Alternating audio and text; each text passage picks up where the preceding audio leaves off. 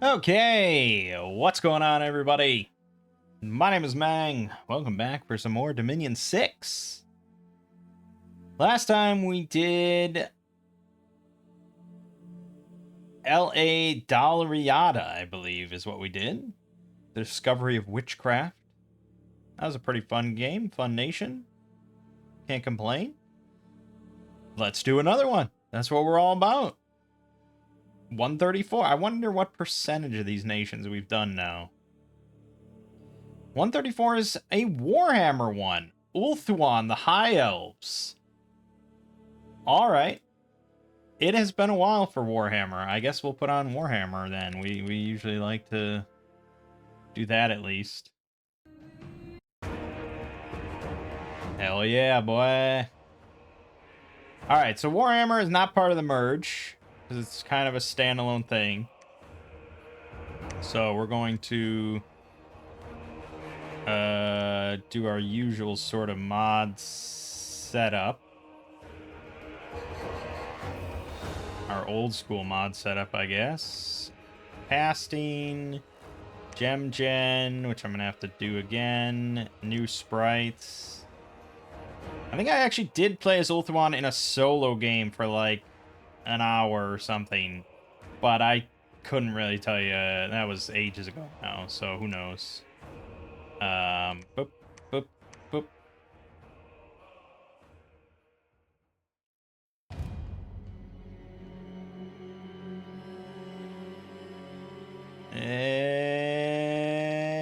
Boop, boop, boop, boop. I guess we don't really need worthy heroes. Fuck it. We're not playing with that. Okay. That's it. Okay.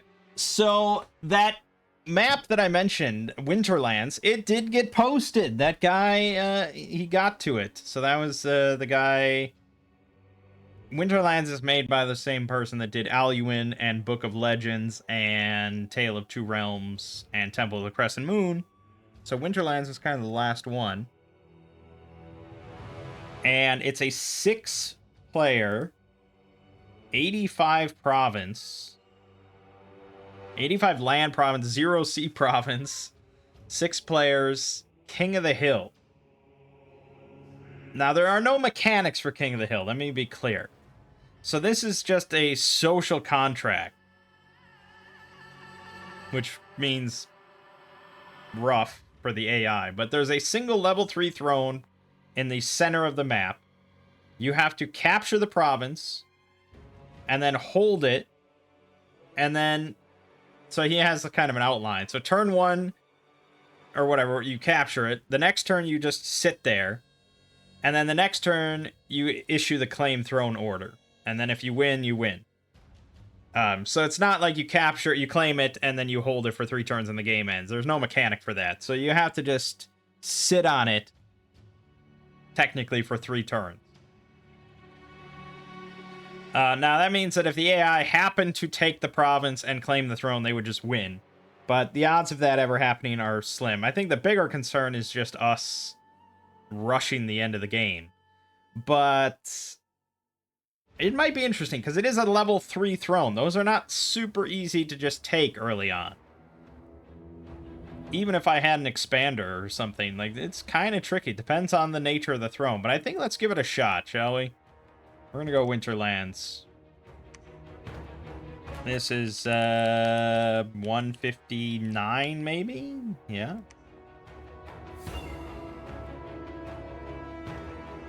Okay, MA, obviously. So, Mighty AI, and we need to make sure that they are land. We do not want a water nation on this one. And we are playing as UIthuan Guardians of the Flame. Oh, man, look at all those options. That's too many. The High Elves, long-lived, graceful, and magically skilled. Very skilled infantry, archers and cavalry, strong elite troops, all very expensive. Great. We have very strong astral and fire, strong air and nature, some water, earth, and glamour, with versatile forging. Average priests. We have halved upkeep on any non-sacred military. but mercenaries cost 25% more. You get order limit +1, magic limit +1. Our labs cost 500. All right. Scout. Stealth 55, mountain forest survival. Captain, 50 leadership, formation fighter 2, and unsurroundable 1. Noble, 100 leadership, unsurroundable 2. Unsurroundable 2 on a mounted unit is really strong, and 22 defense with a parry 6 shield. He'll be really hard to hit for a long time. That's quite impressive. Shadow Walker. Stealth, air shield 70, wasteland survival, patrol bonus, dark vision, ambidextrous 4, unsurroundable 2.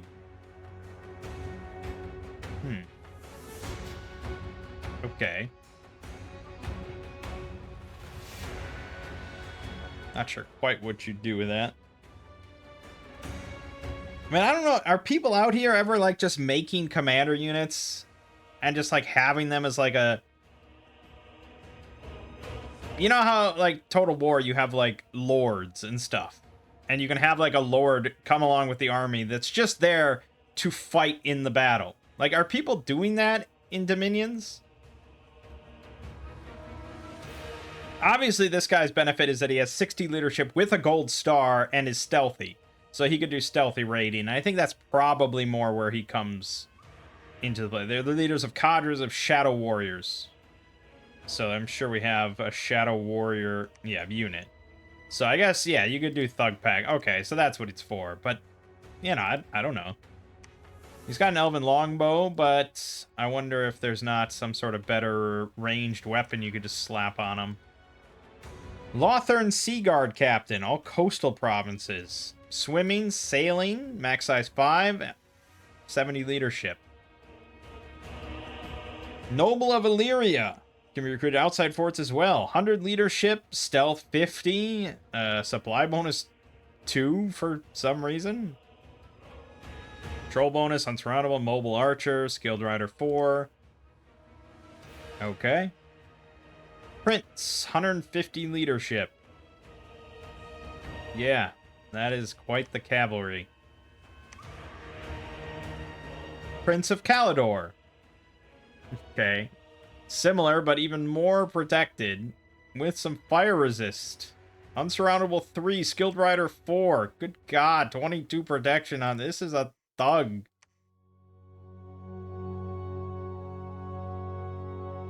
Yeah. I assume there's, Dragon Prince. Okay. So, yeah, I mean, take a Prince of Calidor and 5 Dragon Princes, and you can probably clear a lot of independence with that. Prince of Tiranoc. 150 leadership, charioteer. With an extra guy in there with a longbow and a spear. Size 6 trampler, 20 protection, 24 hit points. Nice. Kadai Priest, level 1 holy. That's it. Parathoi Mage, 1 fire, 1 astral.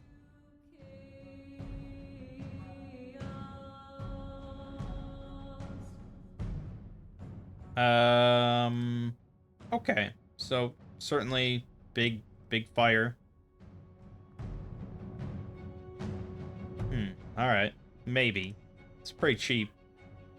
Dragon Mage of Calidor. 3 fire, 1 air. Ooh. Ooh. The sulfur haze is calling to me. Fire resist 10, sailing, unsurroundable 1, combat caster. 90 leadership with a gold star. Not cheap, though. 430 gold and 4 recruitment points. Not something I can really spam out. High Mage of Hoeth. Well, no, that's still expensive. 2 fire, 1 air, 2 astral, 1 holy. Air, earth, astral, glamour. Sailing, 18 points, max size 4. Basically himself and some bodyguards. Stormweaver, coastal forts. Air 2, water 2, astral 2. Fire, air, astral, nature, glamour. Big sailing, max size 5, but only 30 leadership. so, but I guess it's 80 magic leadership. Priestess of Isha. Astral 2, Nature 3, Holy 2, Air, Water, Earth, Astral Glamour. Sailing for bodyguards, poison resist, healer, and disease healer. Very nice. Anointed of Assyrian, cap only. Cast Twist Fate on battle start. Holy 2, Awe 1, Shock, Fire, Cold, Poison resist, Fate Weaving, minimal Sailing, Inspirational +1, Unsurroundable 3 with 50 leadership.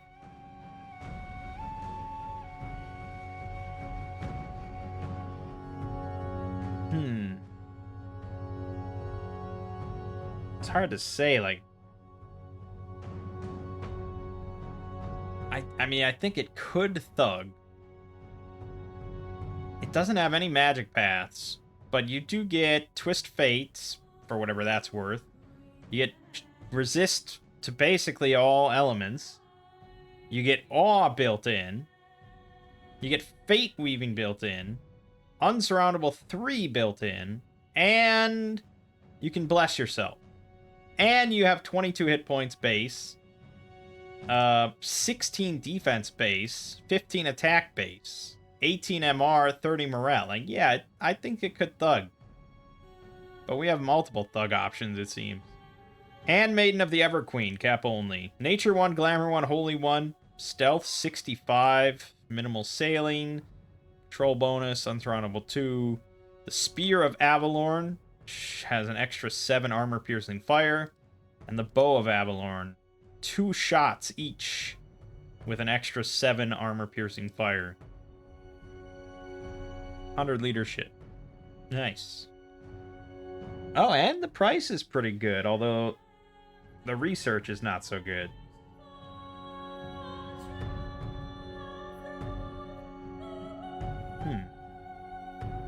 Smith Priest of Vol.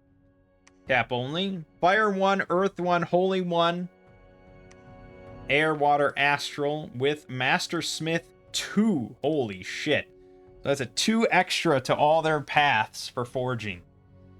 So 3 Fire, 3 Earth, and then 3 Air, Water, or Astral. That's a lot of options. We'll definitely want a couple of these. Lore Master of Hoth. Cap only. 2 Fire, 2 Air, 2 Water, 1 Earth, 2 Astral, 1 Glamour. Jesus. Sacred, Air Shield 20, Sailing, Master Ritualist -3, so they can't do any rituals. Unsurroundable 2, and Combat Caster. Yeah, I mean, it's certainly a Thug. You get Body Ethereal, Temper Flesh, Personal Stone Skin, Personal Mist Form, Shroud of Splendor. Can't bless yourself, though, but you can make the flask, at least.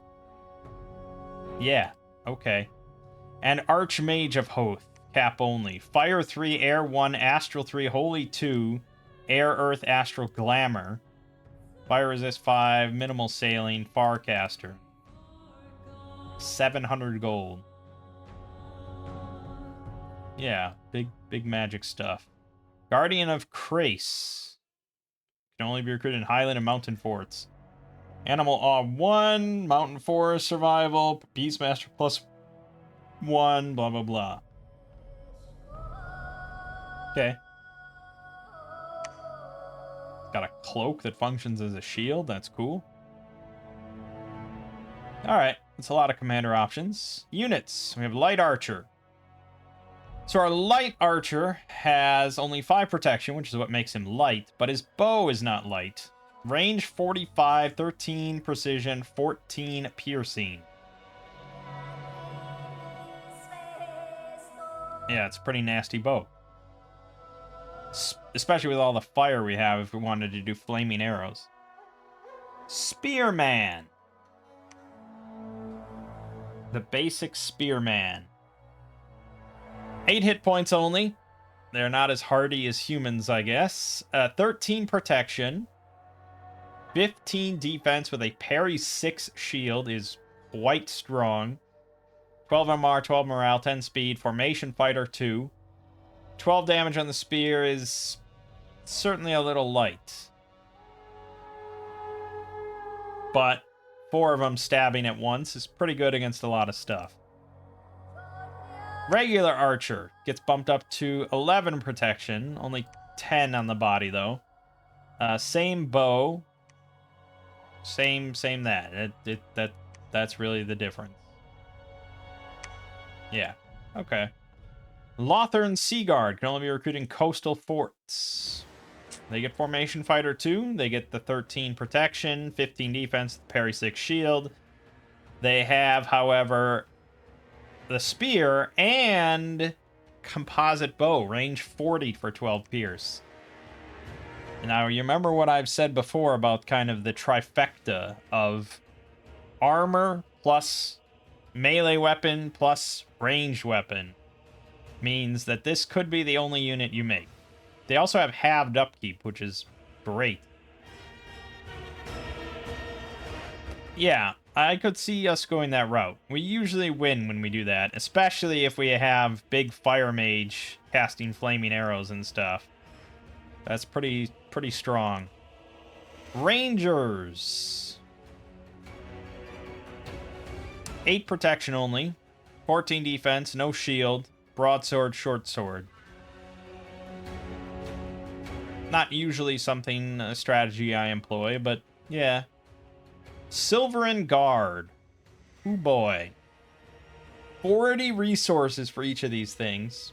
8 hit points, 17 protection, 14 defense with a parry, 6 shield, 14 MR, 13 morale with a 4 length, 14 damage, magic damage, Silverin Spear. Problem is that resource costs are just so high. It's going to be tough to have loads of these things in your army. But that is a nice sturdy unit. Shadow Warriors. 10 hit points. 11 protection, 10 on the body. 13 defense, no shield, but they do have air shield 30. Dark vision 25, skirmisher. They get a broadsword and dagger and an elven longbow. 15 precision, 15 damage. As far as a stealth group is concerned with the Shadow Walker, yeah, I mean, it certainly could take some provinces, I would imagine. But we don't usually employ stealth practices against the AI, because they know where you are at all times. Sword Master of Hoth, cap only. Cap only, non-sacred. 9 hit points, 16 protection, 14 defense, no shield.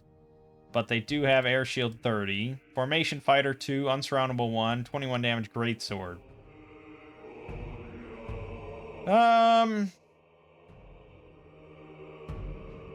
It's not bad.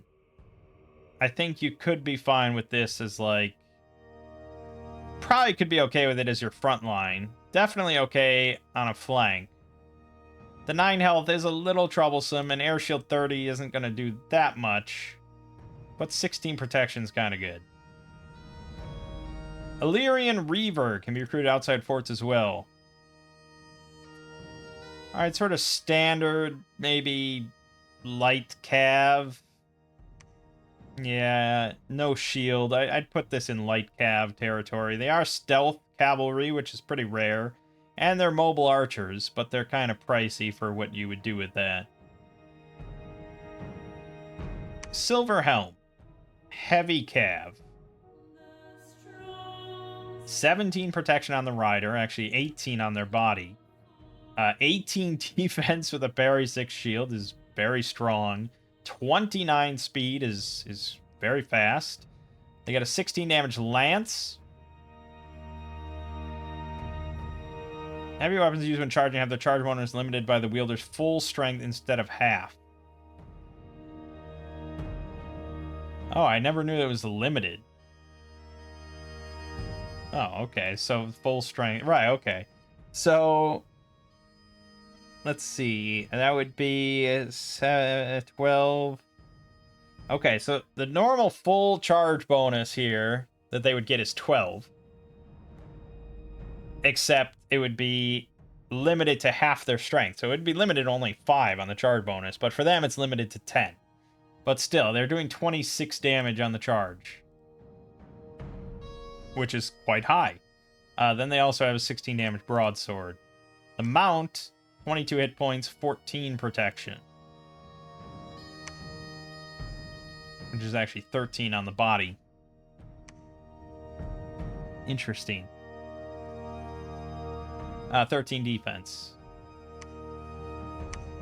It's a solid heavy cav. But then we also have Dragon Princes. Poo Doggy. 19 protection. 18 defense with a parry 6 shield. 27 speed with the lance. So I believe it's still going to be 26 damage on the charge. 16 damage broadsword. They have fire resist 10.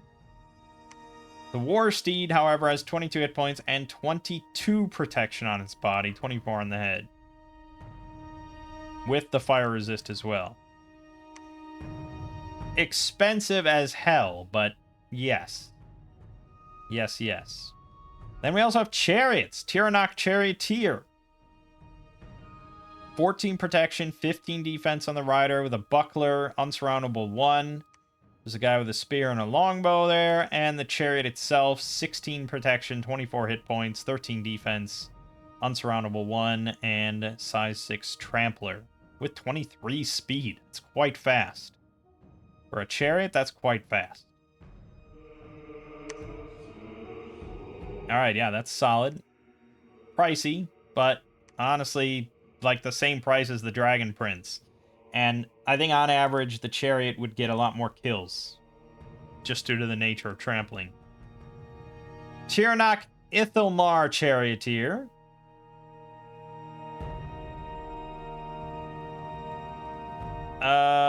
Looking pretty similar, except it's got a halberd guy on the back. 20 protection on the chariot. Compared to 16. But you are paying quite a lot of resources for it. But yeah, you know. Eagle Claw Charioteer. Coastal forts only. So this one has a ballista bolt on it. Range 50, 16 precision, 20 piercing every other round. And then 2 riders on the back also shooting ballista bolts. 20 armor piercing. That's painful as hell. And they're going to be shooting this like in the thick of things, so they're never going to miss. Like they'll never miss with that. 16 protection only on the chariot, so it is a bit of a downgrade for that. But the resource cost is low, the gold cost is higher. You're limited to 2 per month. I'd say depending on what you're short on, both of those are fine options. Phoenix Guard, cap only sacreds. 9 hit points, 15 protection, 12 defense, 15 MR, 18 morale. They have built-in awe, 1. Shock, fire, cold resist, 5. Formation fighter, 2. 21 damage ceremonial halberds. Pretty good. I would say pretty strong sacred unit. Yeah. Sister of Avalorn. Cap only sacred. 9 hit points, 9 protection, 14 defense. Yep. They have 4 survival, defense, patrol bonus, short sword and dagger, plus the bow of Avalorn. Range 45, 16 precision, 13 magic piercing. That also does 7 fire built onto it already. It's not bad. Could work with that as well. War Lion of Crace. Highland and Mountain Forts. It looked like it was going to be sacred, didn't it? It looked like, oh, how could this not be a sacred fucking lion?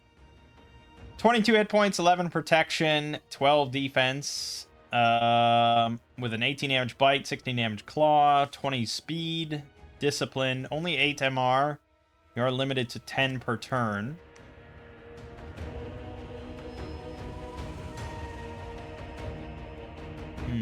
Yeah. Okay. White Lion of Crace, Highland and Mountain Forts. Limited to 10 per turn, 13 protection, 16 defense with the cloak, parry 5. 24 damage, Cracian Long Axe. Very solid. Yeah, I think it's a solid unit. I think it's a pretty damn solid unit. Having a two-handed weapon and a shield, parry 5, is kind of OP. This could just be a frontliner. And then the Cracian Lion Charioteer, Highland and Mountain Forts. 13 protection, 19 defense with the parry 5 cloak and the 22 damage long axe. 19 speed. The other crew also has the same setup, which is very strong. And the chariot, 26 hit points, 16 protection, which is 18 on the body, 10 on the head.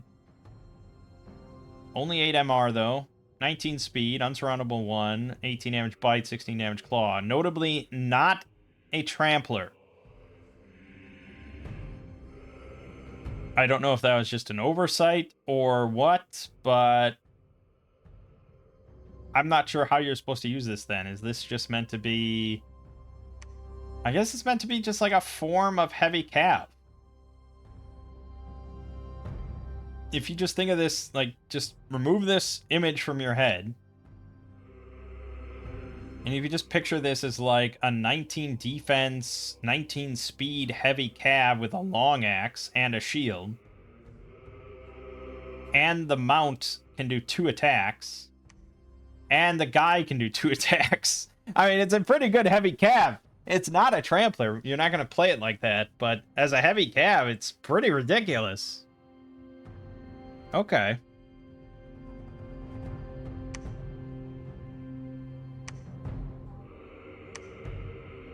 Great Eagle of UIthuan.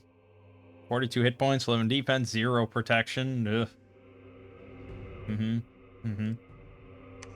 Prince on Great Eagle. Feel like that sprite could have maybe done a little better, but yeah, okay. Yeah, so he's 16 protection, 22 defense with a parry 6 shield, a lance, broadsword, and the eagle does now get armor.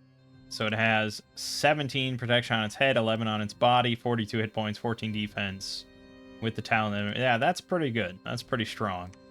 Unicorn of UIthuan, Sacred with recuperation, 32 hit points, 3 protection, 13 defense. Unicorn Horn with a charge bonus, which is probably pretty big.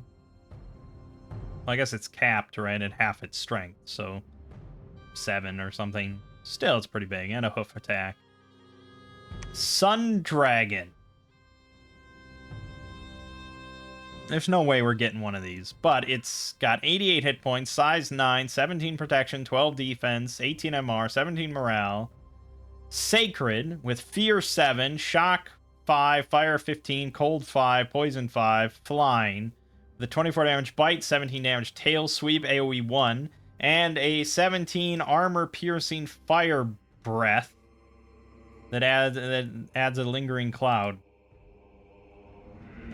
Yep. Moondragon is perma-blessed, apparently, which is pretty great.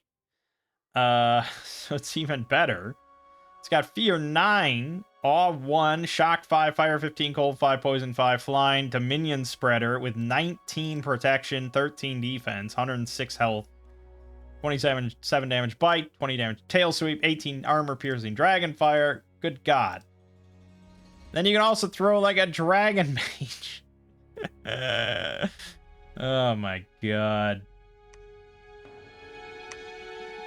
Prince of Calidor on the Moondragon is just ludicrous. Okay. We have to like look at spells to see that. Alright, so Unicorns of Avalorn.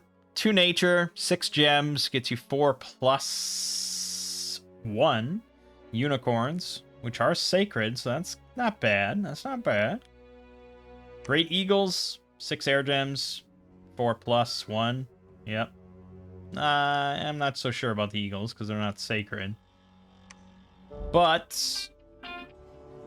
oh, hold on a second. Okay. So the Prince on Great Eagle for 11 air gems. That seems like probably the best use of our air gems.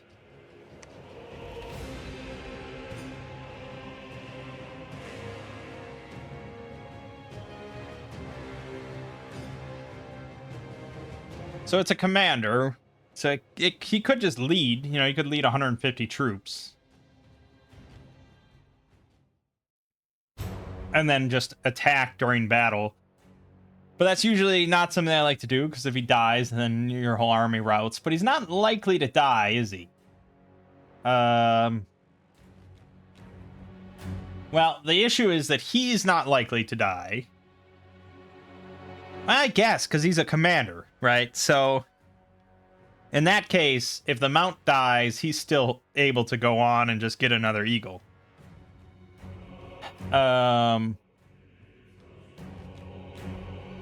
And so then if he drops down into just physical combat, he's still quite capable. The eagle, 42 hit points, 12 protection, really only 11. It is going to take the brunt of attacks.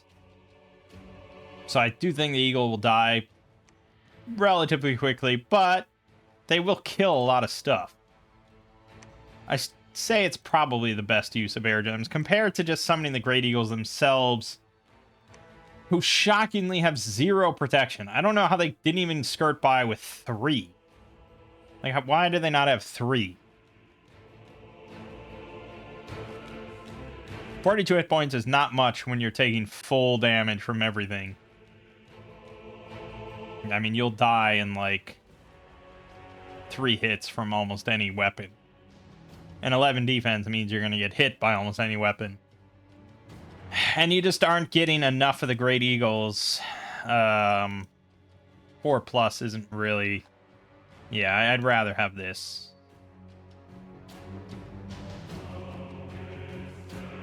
Bond, Flame, and Flight can only be cast by a Dragon Mage of Kalidor.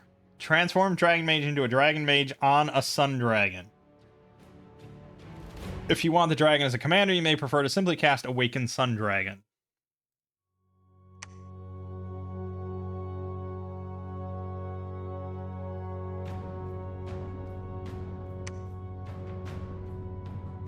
So it's 30 fire gems for each. Which makes sense, because what you're paying for is the Sun Dragon. It's just a question of, do you want to put the guy on it or not?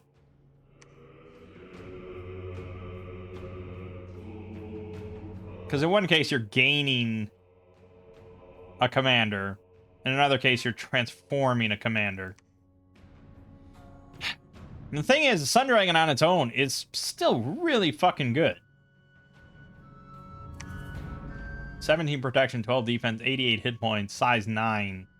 With a Fear 7 aura, resist, bite, tail sweep, and dragonfire. Like, it's really good. The benefit of putting the mage on it, though, is that he also gets a broadsword. He has Fire 3, Air 1, and Combat Caster. The only issue with that whole strat is that I don't think you can fly and cast spells. And Combat Caster is a curious thing. It's not like innate spellcaster. He won't just automatically cast spells. This will only affect it if he is in melee and set to cast spells or advance and cast spells. In which case, he'll occasionally, like, swing his sword.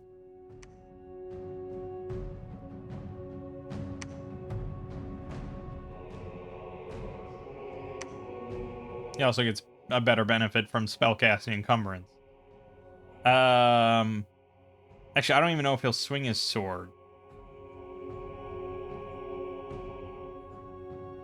Like, normally a spellcaster in melee is kind of fucked. But combat caster means at least that he'll have a 50% chance of trying to cast a spell, and chance of being interrupted is half. Which is good. I mean, it'd be really shit if he didn't have that.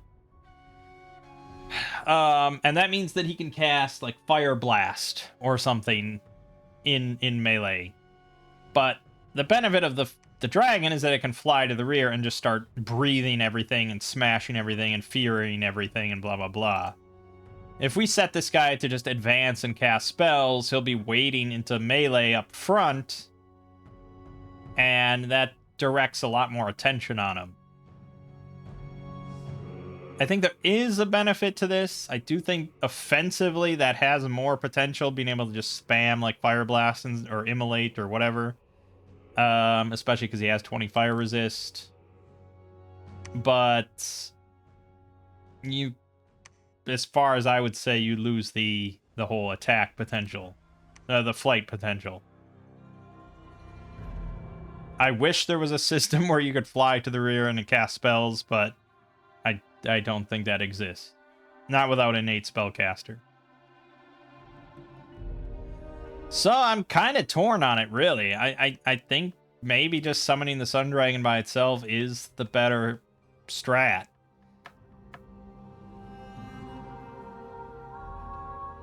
I don't think it can thug or anything. It doesn't have enough protection nearly for that.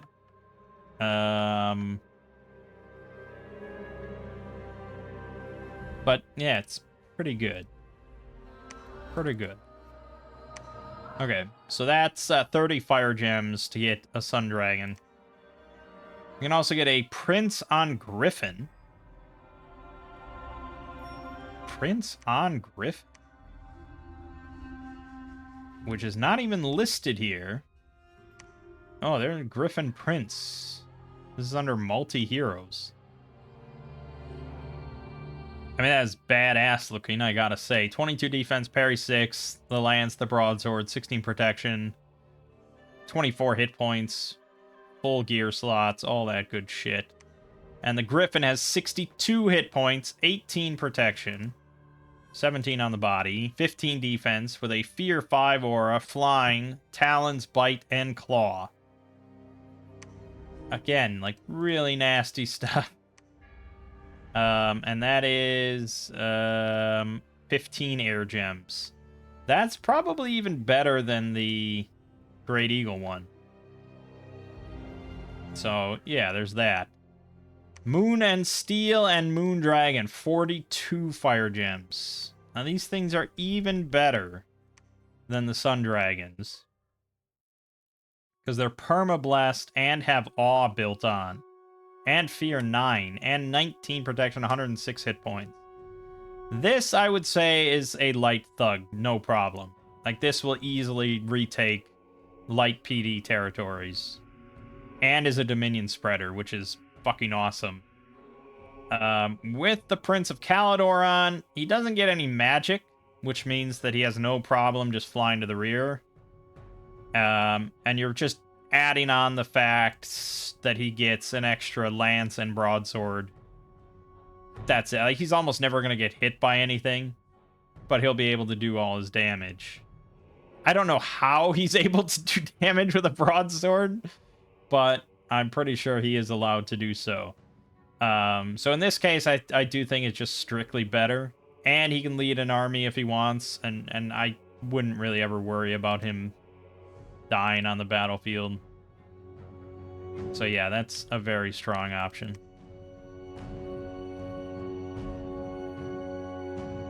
Okay, alteration.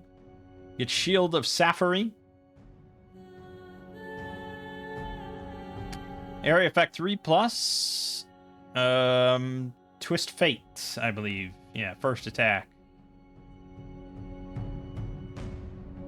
Not amazing or anything, but it's nice. I wish there was a bigger version of it. Drain Magic. The entire battlefield, 1 pearl, takes 3 armor negating magic damage. Only affects magic beings, including allies. It's a very particular spell. I do think it's good. certain thrones that we might want. I mean, maybe the level 3 throne, we might just bring in like 8 mages. Like if it's a Watcher throne or something, just spam this like 8 times. Evocation, we get Soul Quench. Range 25, 7+ effects. 13 armor negating. Magic resistance negates. That's an iffy spell. That's short range, big fucking damage. Our troops tend to have high MR though, so it's maybe viable. Flames of the Phoenix. 4 fire, 3 astral. 20 range, 5 area effects. Creates a lingering cloud. Combustion, AoE 5. This is basically increased damage, fire cloud, conflagration, and bonds of fire on everything in AoE 5. Yeah, that's strong.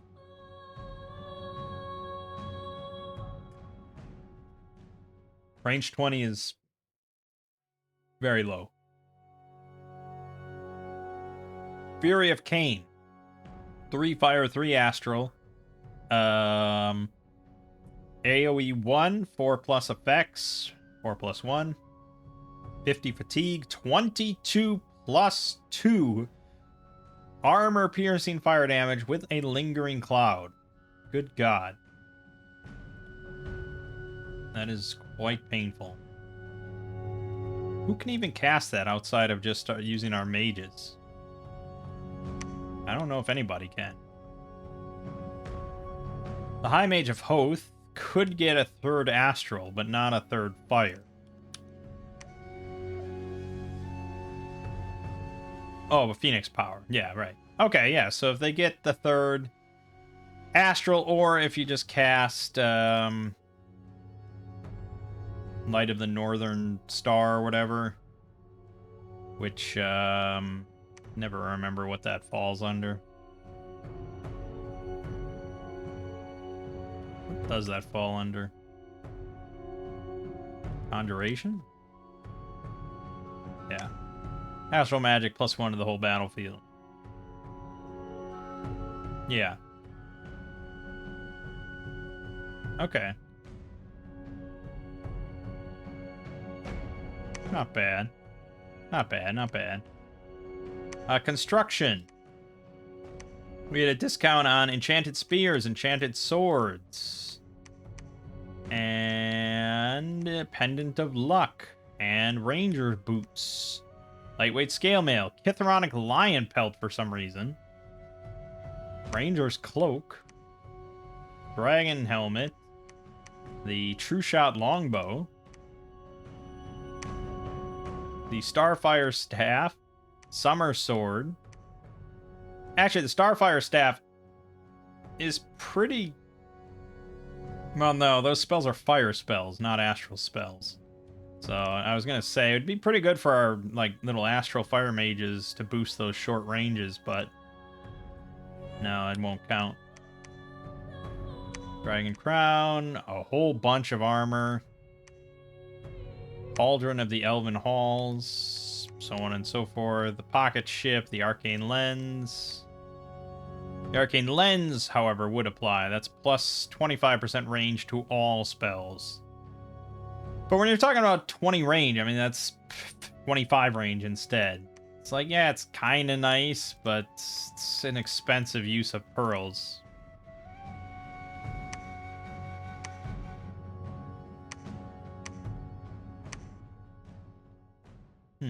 Okay. Enchantment, we get the Sigil of Asurian, identical to the spell, but you don't need to research it. Great. Dome of High Magic puts up Frost Dome, Dome of Flaming Death in the province. We don't really use domes ever. Protective Presence puts up Dome of Arcane Wardening in the province. Last 1 month. How specific would that have to be for that to be? I guess you could just cast it every month. Arcane Unmaking, combat spell. 3 astral, 1 fire, range 35+, AoE 1, 100 precision, 999 damage on magic beings, and stun. This is opposition, but with AoE 1, higher fatigue, better range, an extra path requirement, and a projectile. Okay. A lot of magic damage, magic creature damage. Thaumaturgy, we get nothing. Blood, we get nothing. And Divine, we get nothing. It's a big, complicated nation here. A lot of options for how you want to play it. How do we want to play it? Well, I would say we could just do Lothar and Sea Guards, assuming we have a coastal capital, but we may not. Actually, we probably won't. In which case...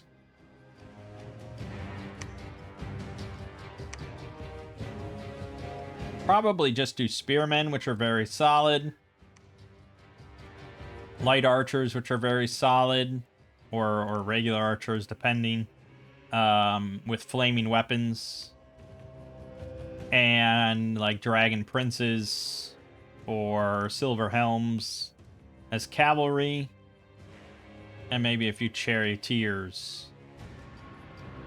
The Sacreds, I mean, they're pretty good too, but they're kind of expensive, and I'm not sure. Yeah, I mean, we only have so many things to throw around. Like, you can't have... you can't get everything you want. Maybe we sort of can, but hard to say. We have a lot of thug options. I mean, we could just get Prince of Calidor with Dragon Princes and send them out to take territories. Which might be the best plan, like, at the start of the game.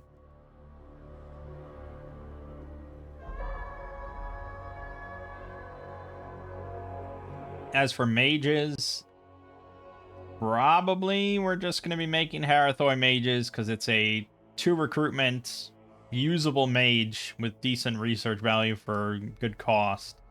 Everything after that is all 4 recruitment points, and it becomes a lot pickier. Well, the Anointed are 2, but they're not a mage. The Handmaidens, I guess.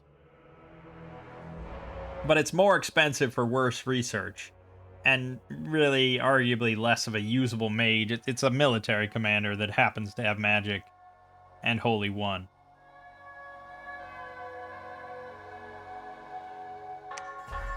Yeah, so mostly we're looking at the Harathoi mage. And then eventually, hopefully, we get some sun dragons, moon dragons specifically. And maybe do unicorns? So it begs the question of what do we do for a bless? Fuck. I mean, there's so many options here. Like, if we want to make the Phoenix Guard work, I'd say we probably want, like, Undying, Enchanted Blood, Defense, Attack. You know, that sort of stuff. Mostly just a working man's bless. But if we want to make, like, the dragons work, we want regen. Like, 100%. I'll be right back again. Okay, maybe we can finally get this moving here. So Sacreds. I think we're gonna tune ourselves around the, dragons. Just for fun. In which case, like... yeah, basically enlarge regen would be really all I need.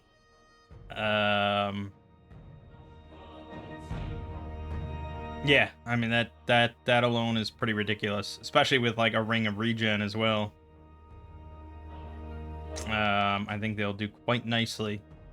As for the unicorn, does that help them? Sort of. They would benefit a lot from bark skin. But the Moon Dragon, Sun Dragon would not. So I don't think we'll waste points on it.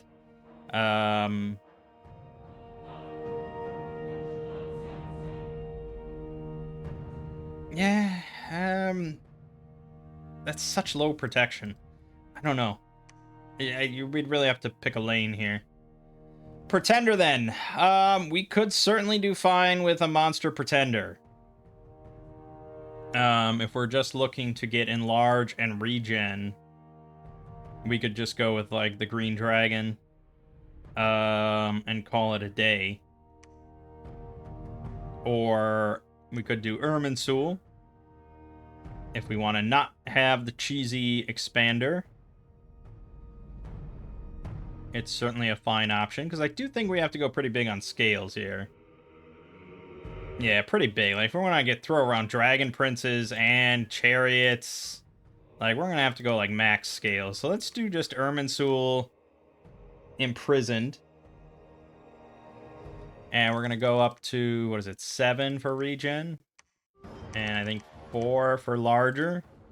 We'll have to get some other stuff, but we want like that.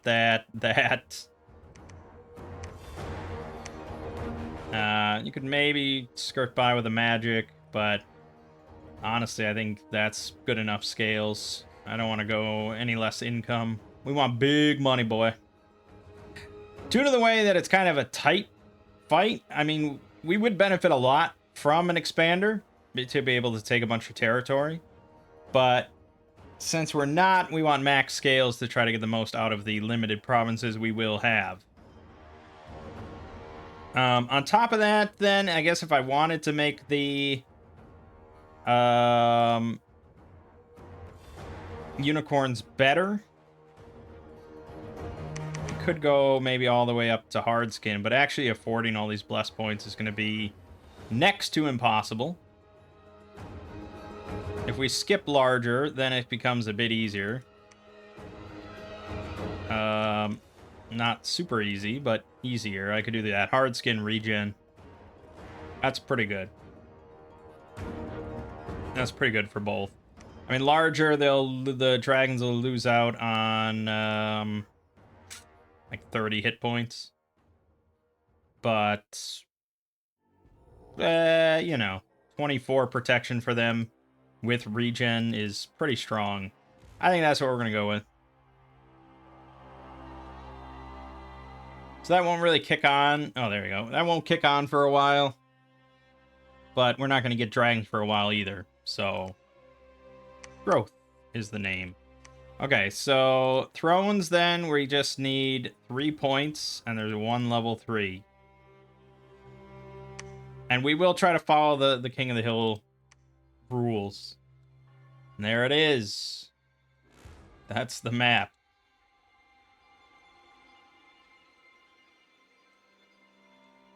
Yeah, it's going to be tight. Tight. I believe then it's going to be here. This is the center. So, you know, we're all probably going to be 1, 2, 3, 4 spaces away.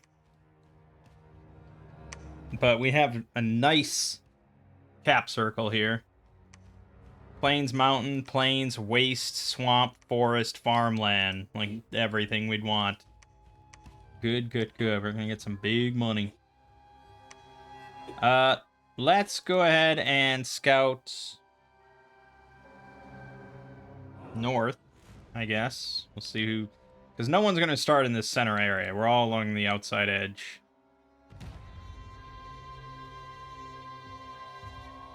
I think. Maybe someone is here. Someone should be... I don't know. Here? Well, no. If we're all 4 spaces away, maybe here.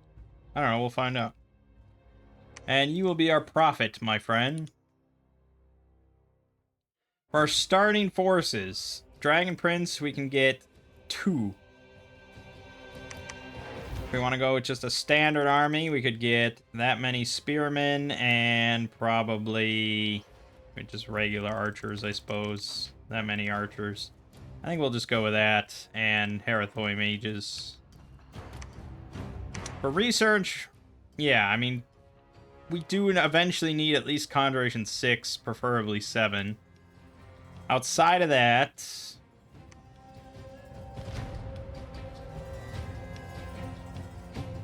I think we're going to want...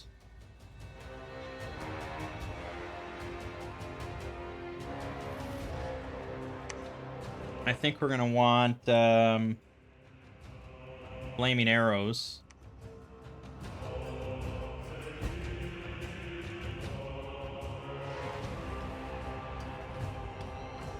But like we're gonna have a lot of Fire Astral Mages. But then we have available to us like Sulfur Haze, Fire Clouds. We also have 3 Nature. And being able to throw bark skin around could be really big. So maybe we just set our sights on getting at least group bark skin. Yeah, let's go alteration 4. Evocation 2. Ponderation. We have a lot we want to research, unfortunately.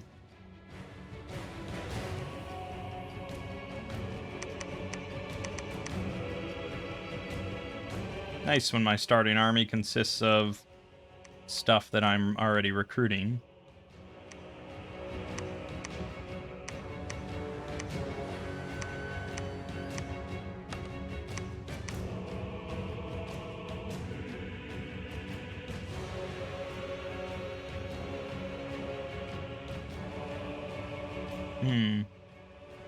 Alright.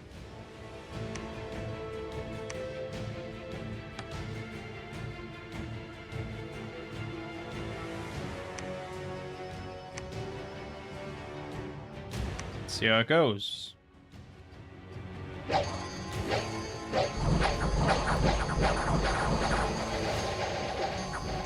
Little iffy there, a little iffy. We lost 8 spearmen. 8, 9, yeah, okay. Heavy infantry. I mean, these spearmen are pretty cheap. We're gonna have a lot of them. But they're certainly not the end-all, be-all. I'm iffy about Griffin Riders, to be honest.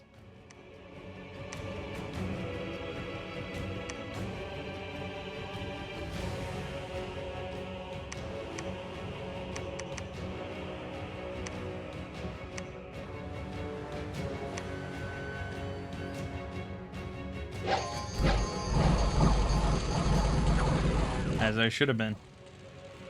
Well, now the Griffin Riders are one thing, but then he's also got this guy spamming, it's got Garnet Priestess and Sorceress spamming imps. That was painful.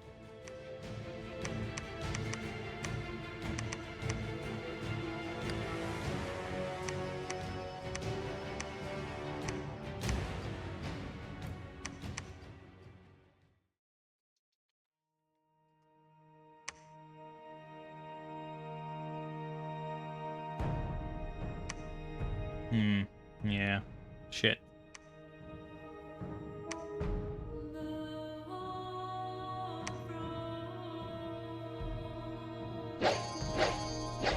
Oh, man, that's way more than I thought it would be. Fuck. Yeah, that was a lot more. I mean, I should have figured it was a farmland.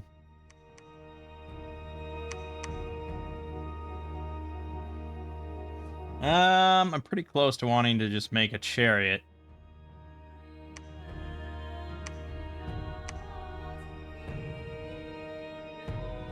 What's that gonna set me back?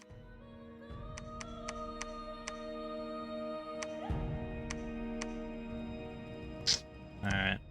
It's probably worth it. Marignan to our north. Okay.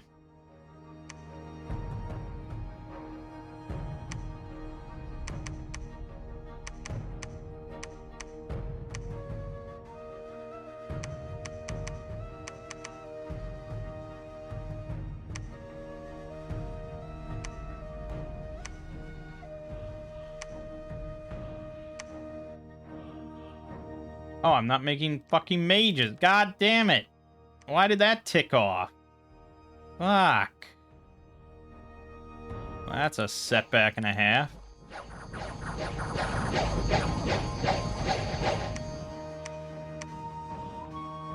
Yeah, that's why the chariot was worth it. Alright, fine. That was big resources. Jesus.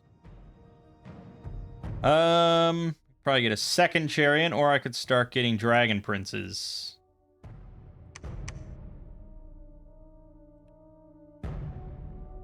Gold Tooth also moving in quickly there. Let's get a priest or two in here.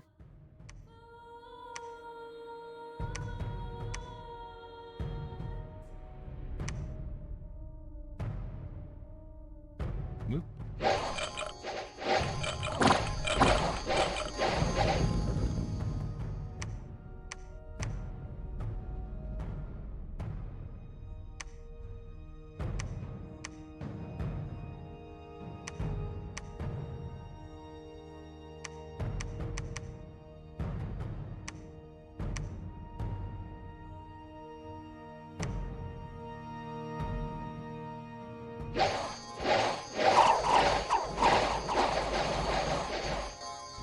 archers shredding. 36 kills from the archers, 22 spearmen. Cherry doesn't even have time to do anything. Growth +3. Oof.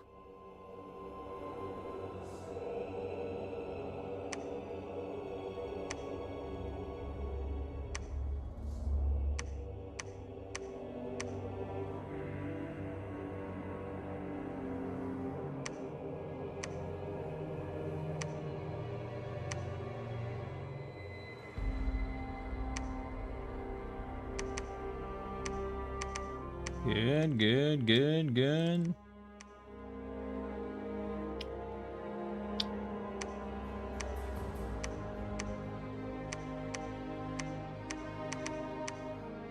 Yeah, it's gonna fuck up a lot of shit. Archiskephali to our southwest. Hard to say where he started. I would guess here. But he's also here, so yeah, we need to move along.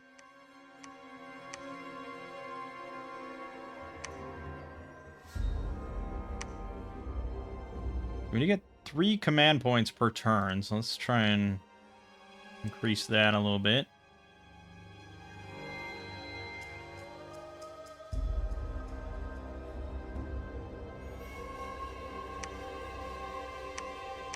We'll want to get Fennica pretty quick to make a fort there and try and get as much of the circle as possible. But we'll be friends with Marignan for the moment, hopefully.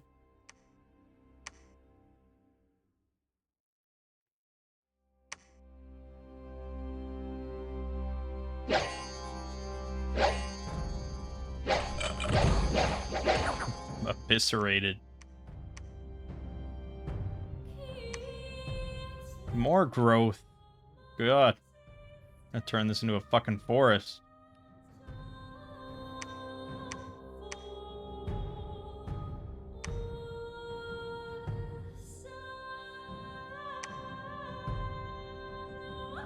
Alright,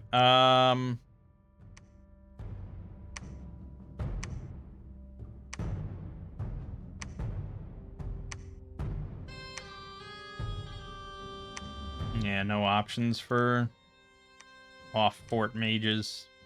Alright. Yeah, Archiskephali's right there. Try to be friends with them as well. And now we also have a line on Goldtooth. Ugh, in my precious cap circle here. He might take that. Let's hold off on that. I'm not giving that up.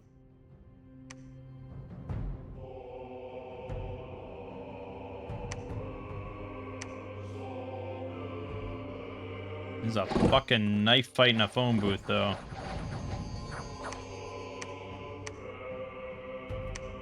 We got Alith Anar, the Prince of Nargarath, known to many as the Shadow King, along with 21 Shadow Warriors.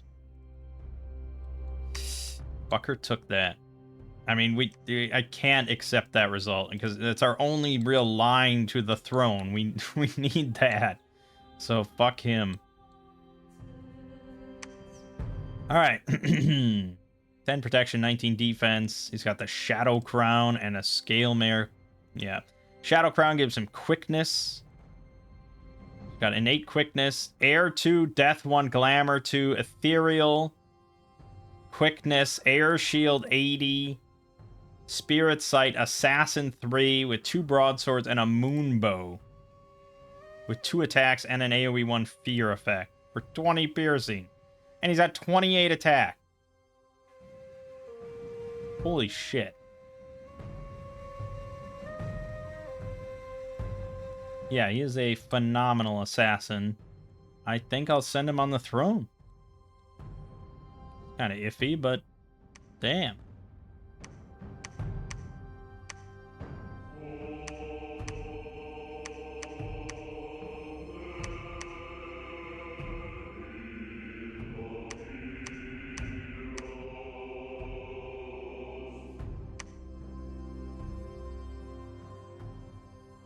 Archiskephali and Marignan accepted. And then there was a battle in Kishia.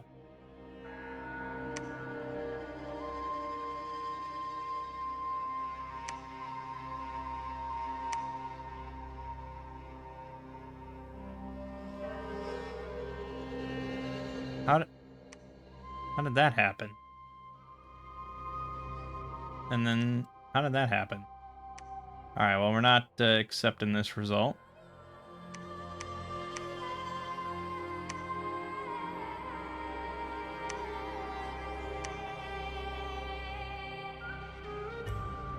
The hope is, I suppose, that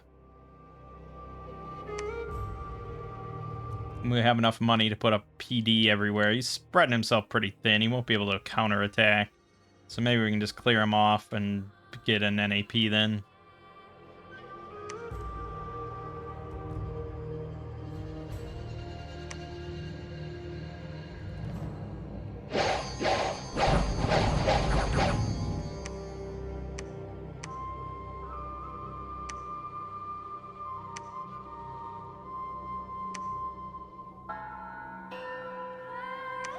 And look at him, he just fucking went everywhere. Like a fucking weed.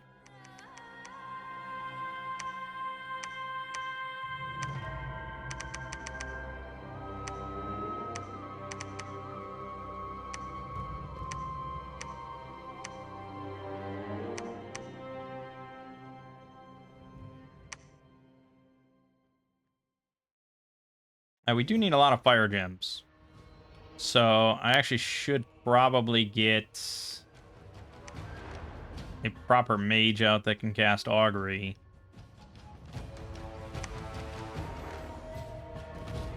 Or maybe just have a high mage go around and search. Either or. Probably be pretty good.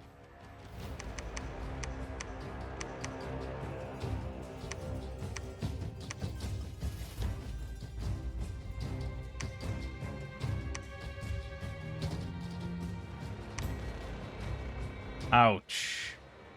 We do not pair well against his sacreds. Ouch. But we got Teclis, the High Lore Master. That's pretty good. He's... Oh, God. Fire 3, Air 3, Water 1, Earth 2, Astral 4, Nature 1, Glamour 1, Holy 2, Shock, Fire, Cold, Poison 5 resist, Reinvigoration 3, Farcaster, with the Sword of Teclis for 18 magic, armor piercing, and that War Crown of Sapphire. Which doesn't really do anything, but he has to wear it. Yeah, he's pretty insane.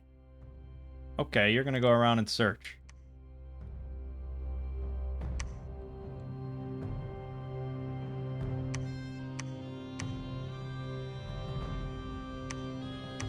Assassinate.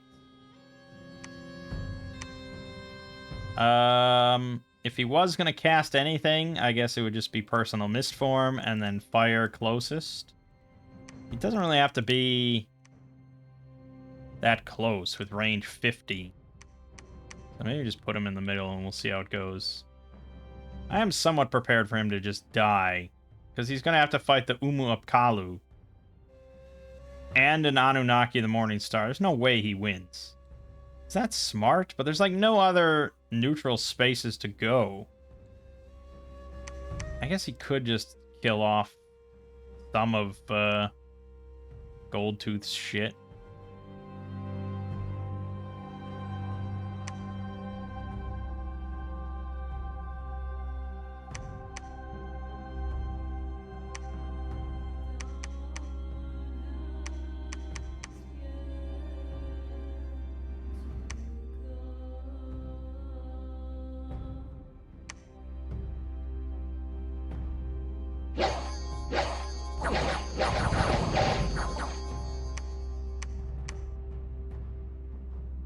She's got sacreds everywhere. They're not even blessed. They're just ridiculous. 21 damage, stump blades, 18 protection, 34 hit points with Berserker +3, so he goes to 20 protection on his body. 20 protection with 34 hit points is not pleasant. Not to mention 24 damage, twice, and 14 attack.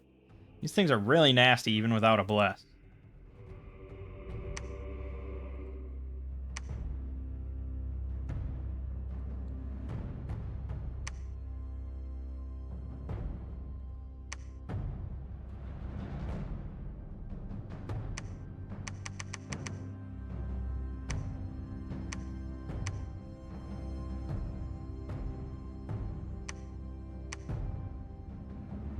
I know, we'll get a temple there soon.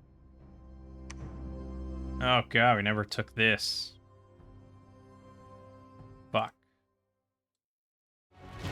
Okay, we really need a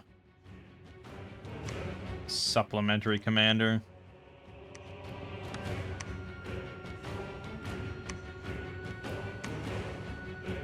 Yeah, fine.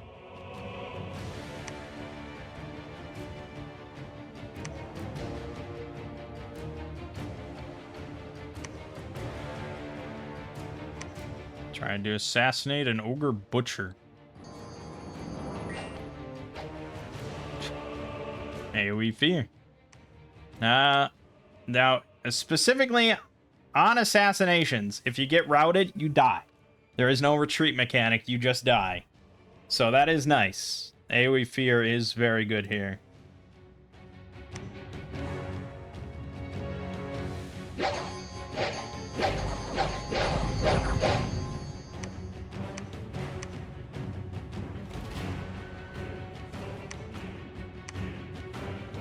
Ow! Fucking monster boar. And 2 dryads probably were summoning all sorts of bugs and shit. Damn.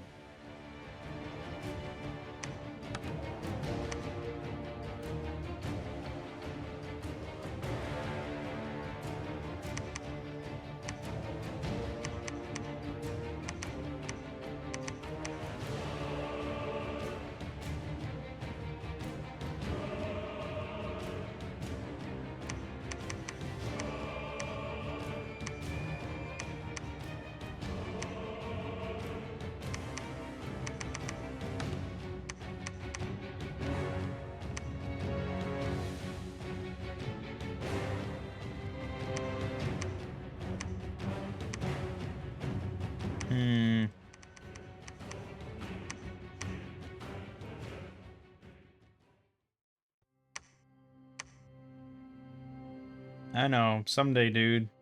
You'll get to make a temple. Someday.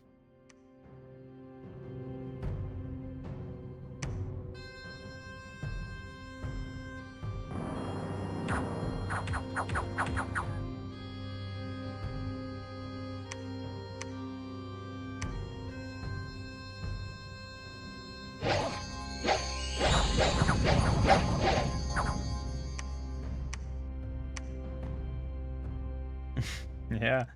We're getting smacked by these by these ogres.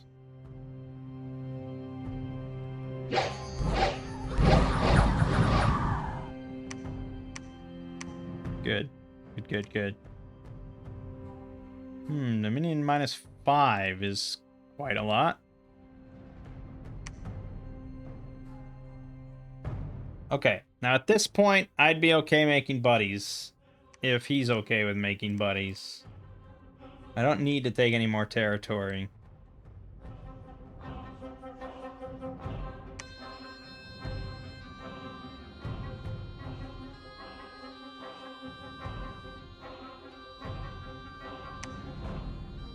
If he's not okay with making friends, there will continue to be war.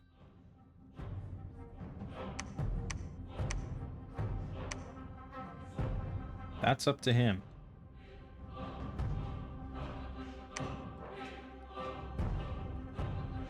I'll wait here. I will wait here. Yeah, I mean, I could make... Why am I not making a chariot? Oh, I am making 1 chariot. Okay, make another dragon prince.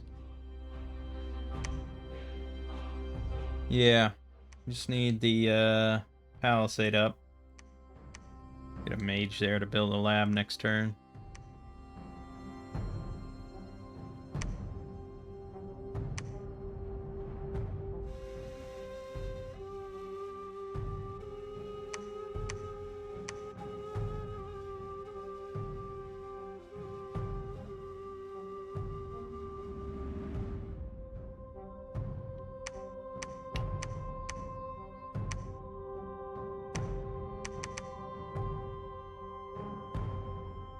Still wait.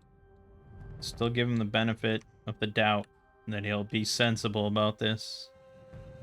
You don't want this, boy. You don't want no part of this. After Conjuration 3, probably just more Conjuration. I'm iffy on Flaming Arrows, just because I have a lot of weak melee guys in the mix. So I think we just want to focus on Conjuration to get Sun Dragon at least. It's a ways off. He did accept. Wow. Color me stunned.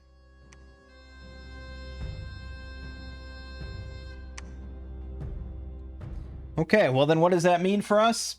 Basically, we just kind of sit now.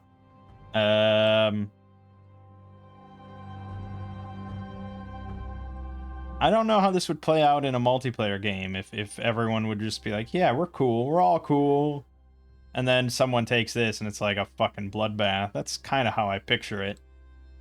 But, you know, people are opportunistic. If they sense that their neighbor is weak, they might pounce. The AI, they will run out of spaces. And they will not be opportunistic as much as just fucking assholes. So, we'll see. As it is, this guy doesn't really have much purpose here. He can search for glamour and air sites, I guess.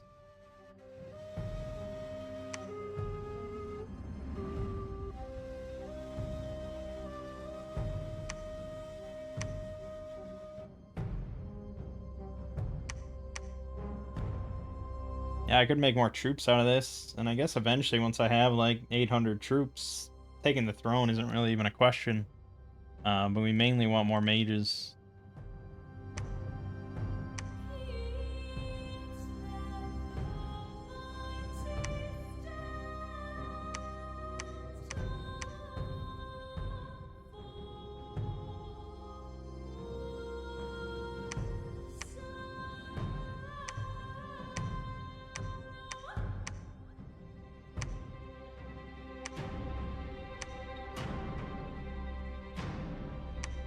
Whirlwind of Cyclone in the Garden of Pearls. The Whirlwind of... 4 air gems and a fire gem per turn. Holy shit. That's crazy good.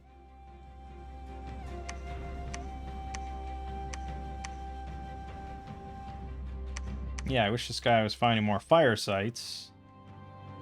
But we have a lot of pearls, so... I mean, we'll get some dragons out of this, don't you worry.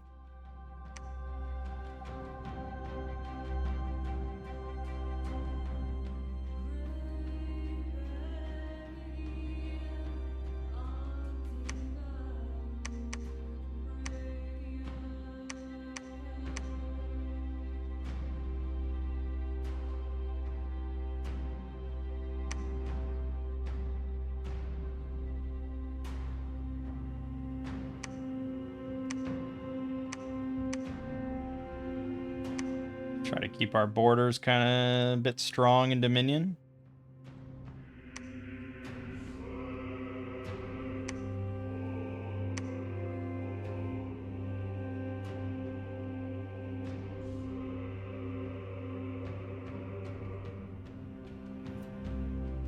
Yeah, it is a bit of an odd game, isn't it?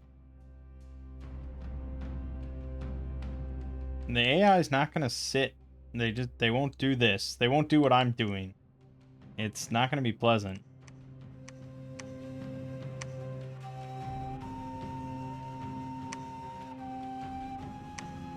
Hall of Merriment and the Overgrown Graveyard. Glamour and Nature and Death. Nice.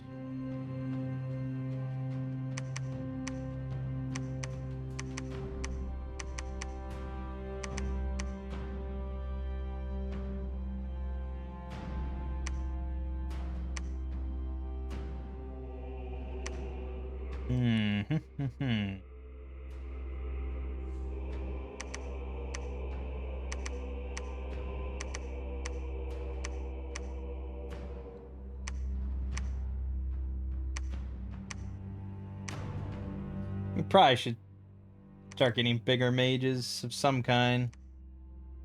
Like, maybe not that, but like these, if we wanted to do group bark skin, be pretty good.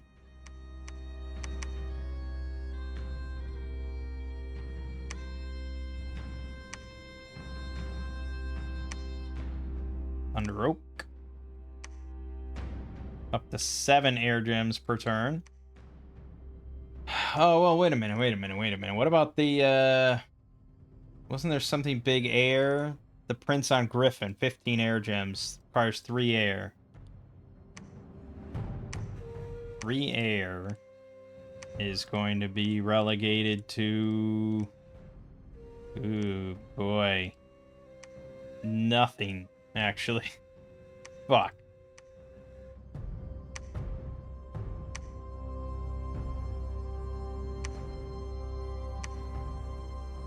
Basically, I'll have to empower like a lore master.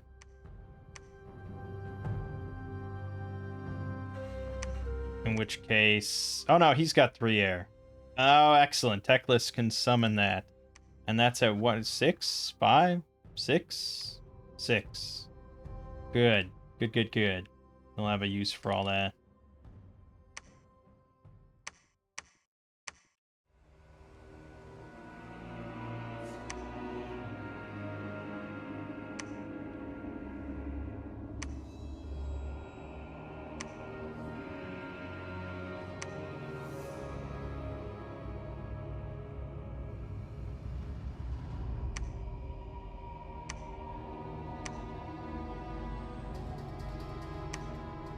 Thunder Oak, Mist-Shrouded Ruins. Okay. Just killing shit.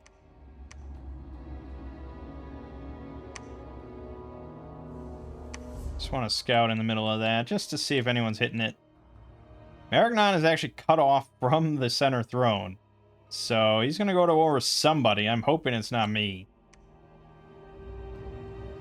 But they don't sign NEPs with each other, so I think he's more likely to attack someone he's not allied with. I would imagine. Granted, I don't know for sure.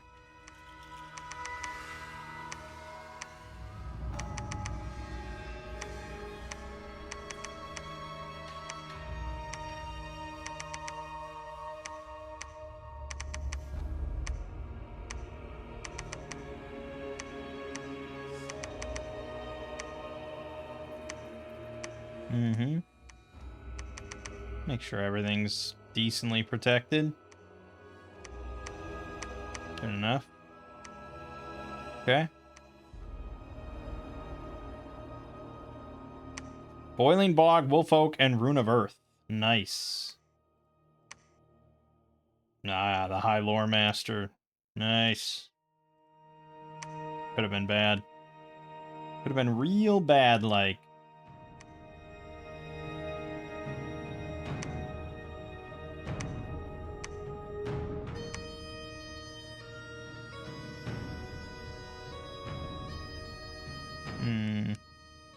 Not much to search where he's already been.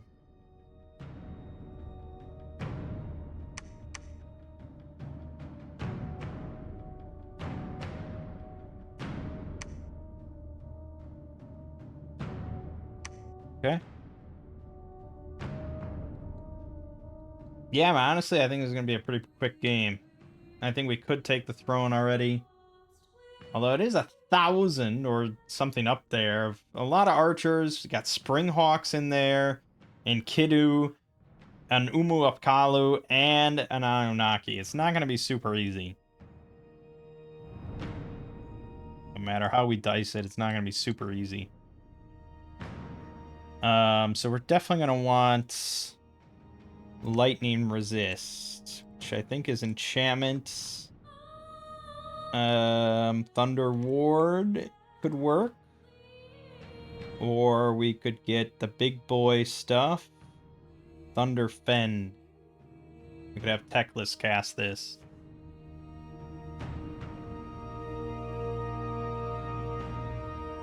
I'd have to go up to enchantment 8 to get it, though, which is not anytime soon, to say the least.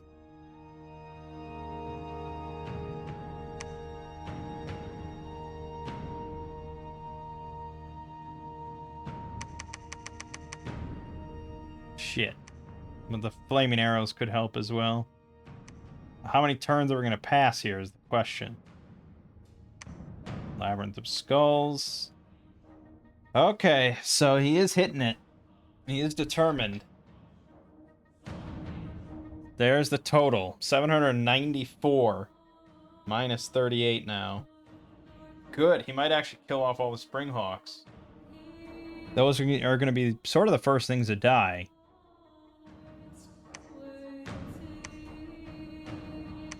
Your divine presence has purged heresy from the land. What the hell does that mean?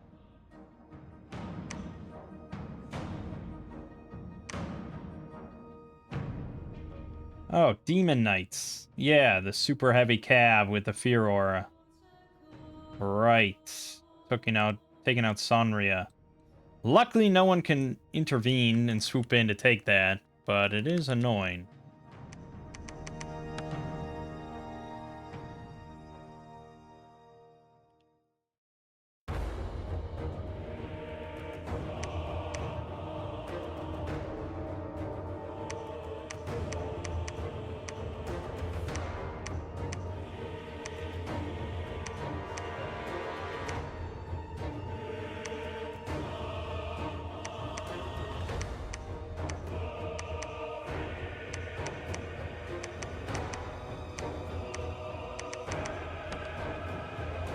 I mean, if we lose troops on that, it's not really the end of the world.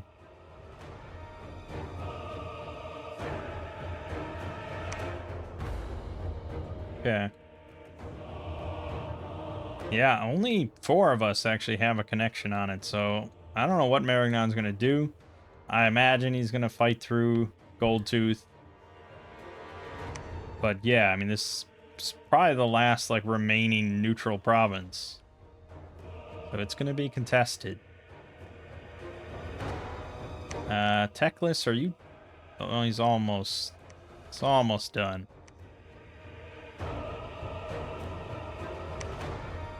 Eyes of God was cast. We found a hidden gold mine, Sunridge, glittering stream, and a mercury pond. That's pretty good.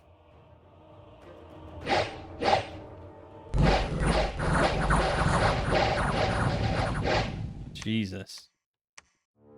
40 spearmen gone in the blink of an eye. We got Iroril, the Archmage of Hoeth. Goldtooth got permanently vanquished. What? That's wild. It's up for grabs. Now, if we take that, Maragnon will likely not be happy. I hate to give up territory, but we don't really need it, do we? And, you know, you gotta play the game we're given. This isn't a multiplayer game. We play the AI. You know, it's like poker. You don't play the cards, you play the players. In a purely like mathematical, objective, AI calculated point of view, it's like, yes, territory, I must take, it is mine. But in the long run, it's if we want to win and that's all we care about, then yeah, we let them have it. That's how that works. So we can get sun dragons now. I feel like be stupid not to get a sun dragon. Oh, has to be cast by a specific type of commander. Which is what? Dragon Mage of Kalidor.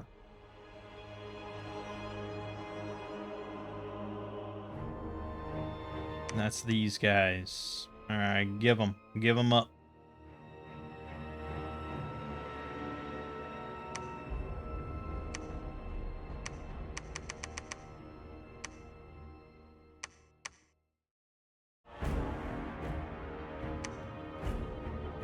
Alright.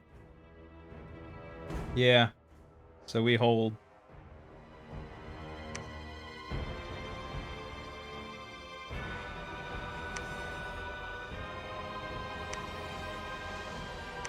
150 extra gold, 2 fire gems, glamour, water gem, 2 water gems. Wild stuff.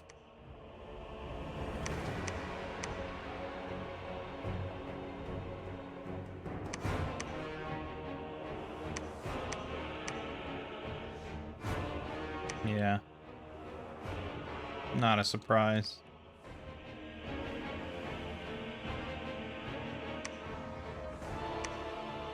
Our Dominion's strong. Our scales are amazing. We're researching bigly. Shouldn't really be too much trouble now. They're gonna start hitting it, other than him, I would imagine.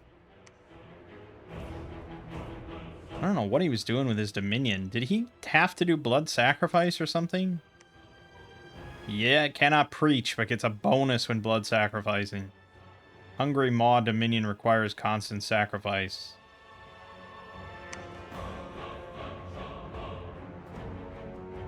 Bummer for him.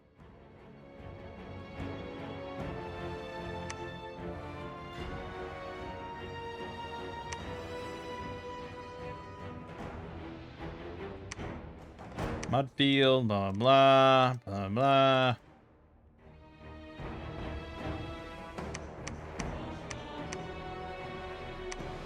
Yeah, I gotta have like 3 guys preaching here. This is such a vulnerable spot, apparently.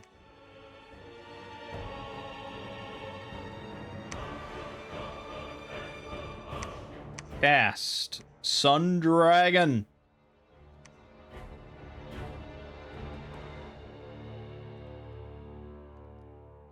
There he is. The Sun Dragon. Yeah, he's not going to do anything on his own, so I don't need the Sacred Flask or anything.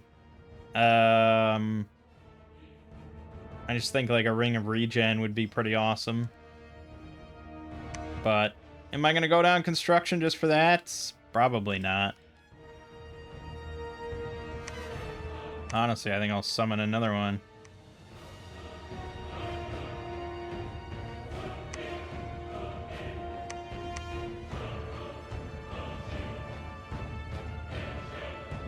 Yeah, I mean, I feel like I could bring this guy back to start summoning the Griffins.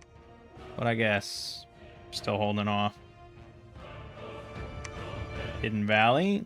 Eltharion the Grim, the Warden of Tora Vres. Oh, God.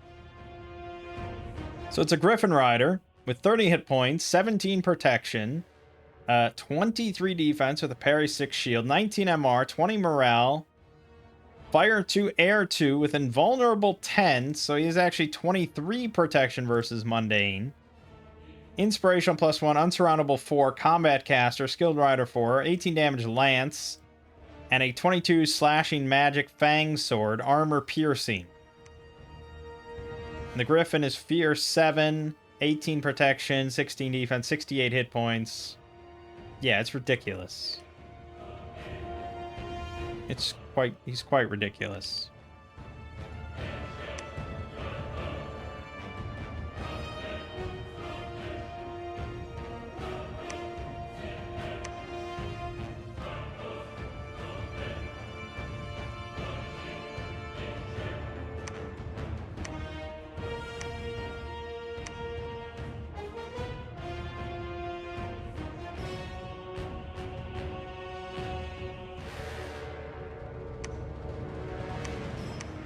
Yeah, I mean, we've kind of searched practically everything. Not quite. There's still a bit more. Yeah, it's getting kind of crazy here. No one is hitting this. They must all be doing battle with each other now. So the Springhawks are still sitting there. There's no rush. I mean, no one's hitting us. Actually, we're not friends with Fascia. Hold on. 378 units in the garrison is kind of crazy. Actually, I don't think we need commanders because the Griffin Prince, they have 150 leadership. No one's going to be going off on their own, so it's all one big army.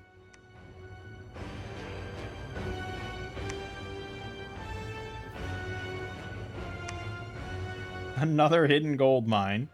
Okay.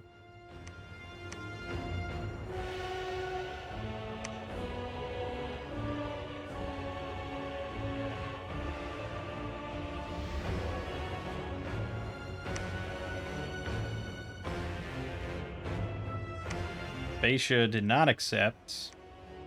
It's going to be an insane final battle.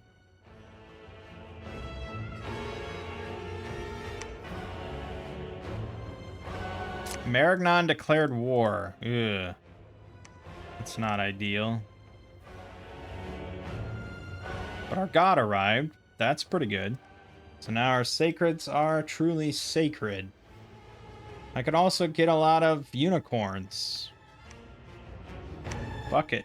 Do it.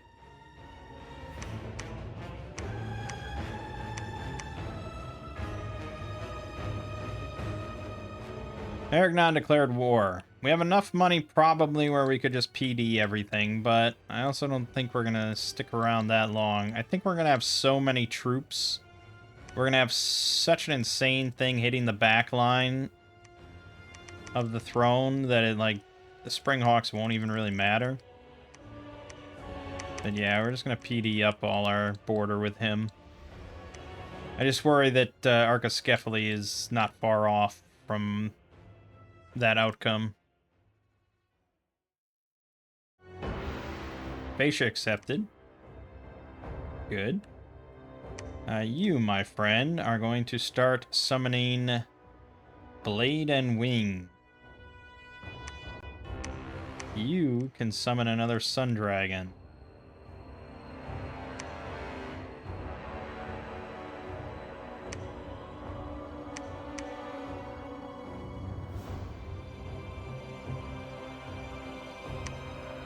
No one's hit this. I mean, we would have seen.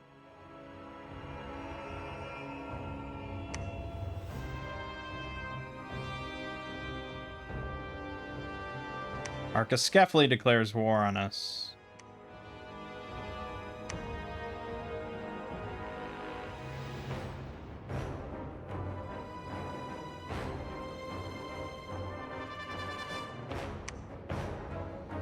It's gonna get spicy. I don't have that much income here. I can't solidify the entire border. So it's gonna get a little spicy.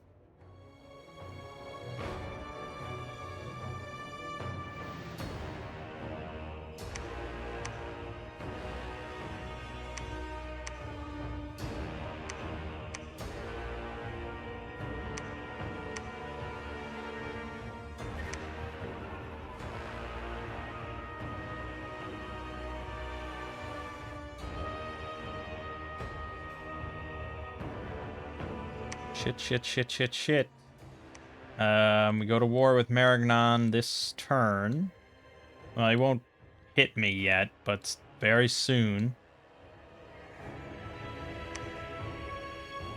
I'm not sure what it is with this spot. It's just like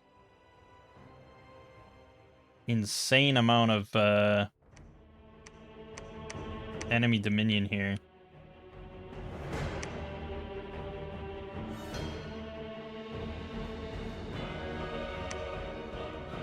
Okay, he hit it pretty hard. Or he sent a lot at it, at least. But he only managed to kill 40 more Springhawks. Still, that's a lot. Those Springhawks got 148 kills on them.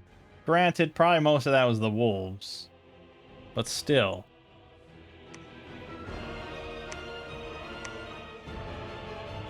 Okay. Jeez.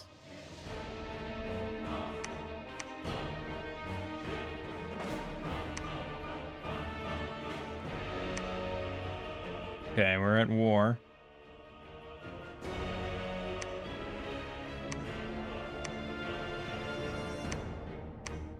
Not overly concerned, I don't think. Except this army is very light.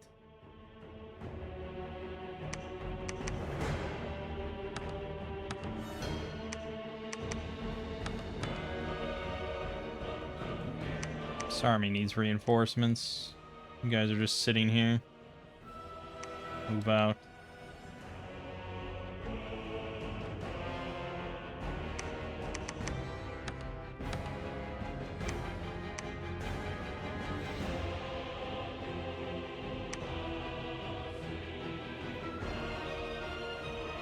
Yeah, enchantment 8 might be a pipe dream here.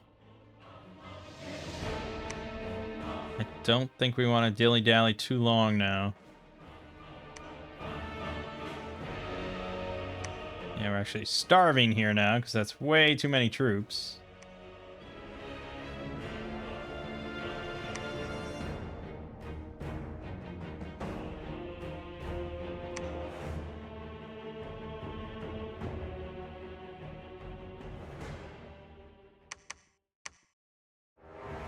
It's too many troops, man.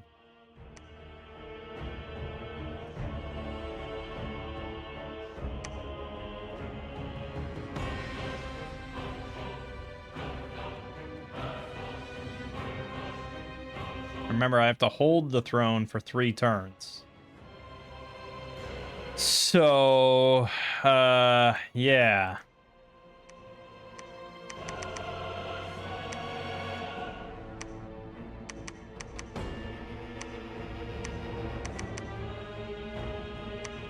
Little iffy.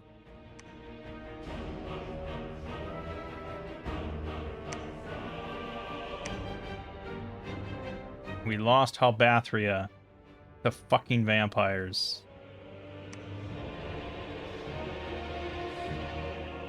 It's fine because it's on our interior. Until I can take that back, if I ever do take it back. No need to spend money.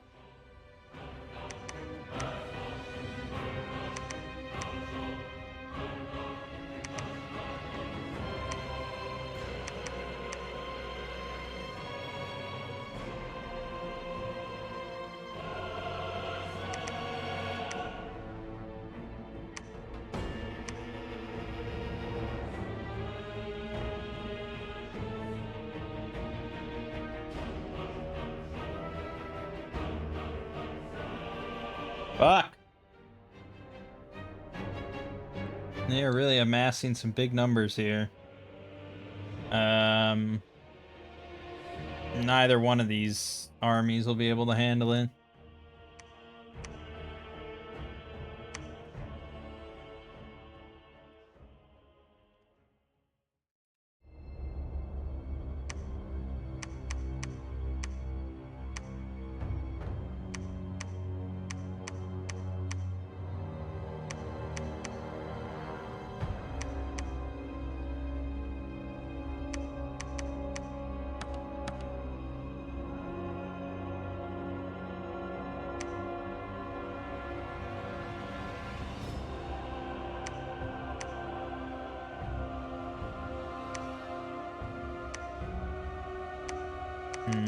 Shit. Shitteth, I say.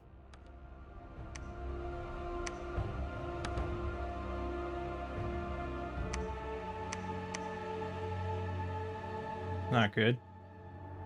Not good, it's not good. Maybe you should go here. Not that you would really help much, but something.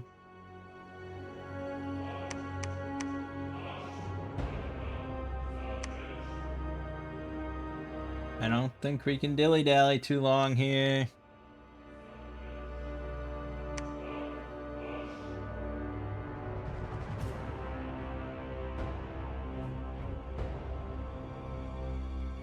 Shit.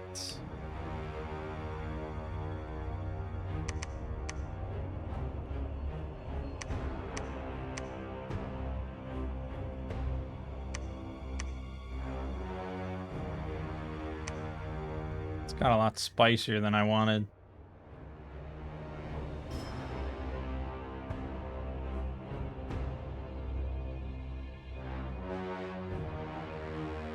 Fuck.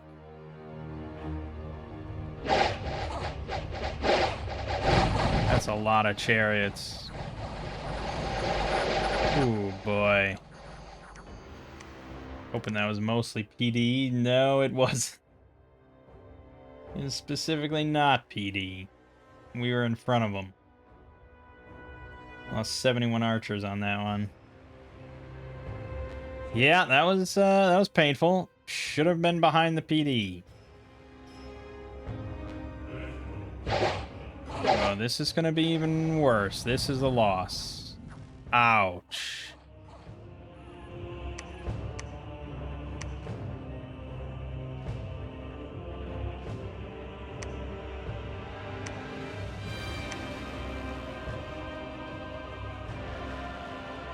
Okay. It's not good. It's really not good. He'll hit my capital.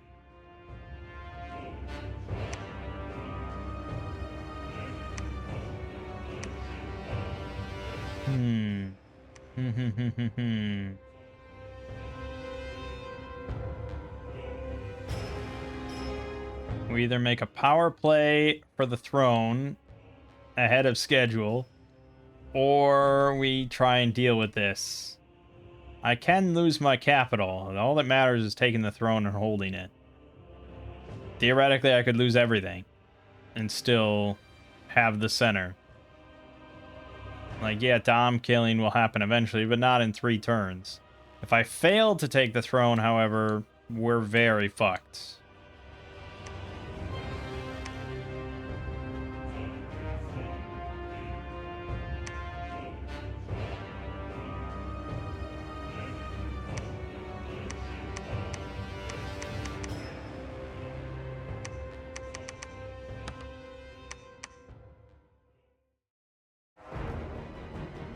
Pretty fucked no matter what, really. We're gonna lose all ability to make troops. We're gonna lose most of our money at this point.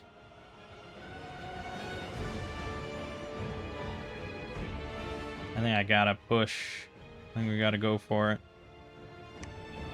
Give up territory and just go.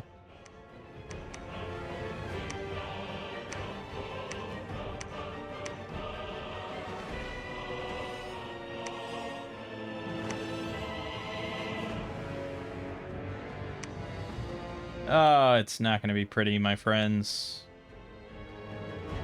Not going to be pretty at all.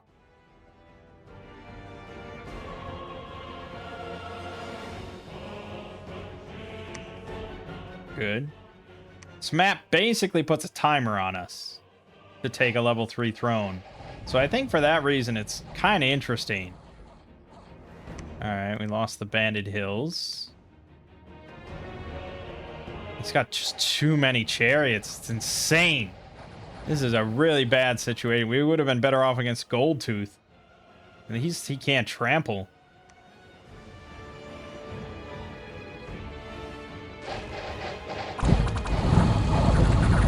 Yeah, just fucking runs rampant.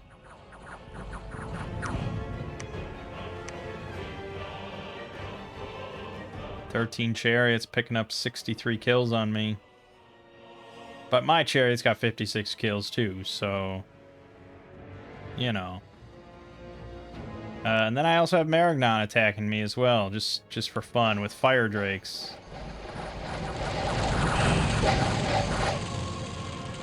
Okay. We lost 34 spearmen, 3 unicorns. But okay, not bad.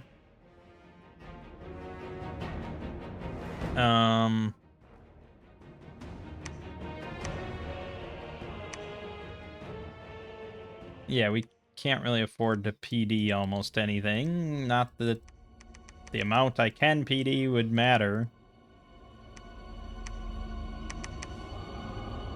Yeah, we're all in. This is everything. No enchantment 8, no gems, just all in.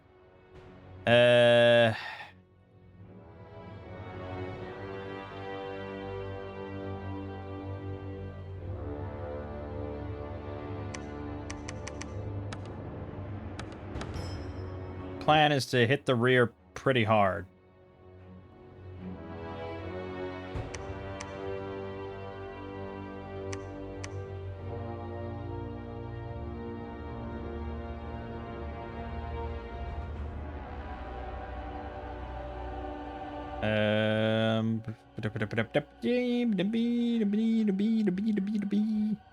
Air shield.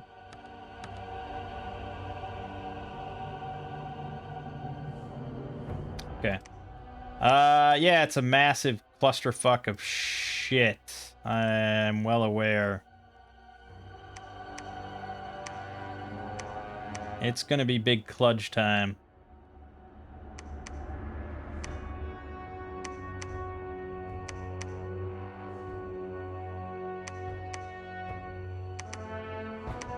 Just kind of all over the place. Big kludge. Nothing I can do about it.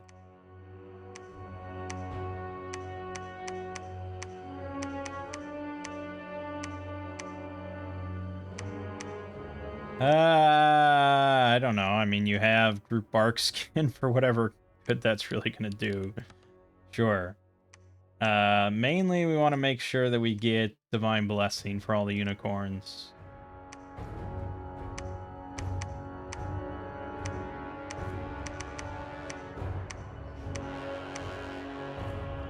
Let's do that. Alright. It's gonna hurt. But I think we pretty assuredly can take it. Okay, so the order then is this turn we take the province. Next turn we sit there. And the following turn we click claim. And that's how we have to do it. We have to sit on it for just one round, basically. Alrighty, hit Dathan. I had nothing, of course. We hit Kuhir to try to take that back. Okay, he abandoned that for Dathan. And then Numikria. Good lord. Good lord. Springhawks.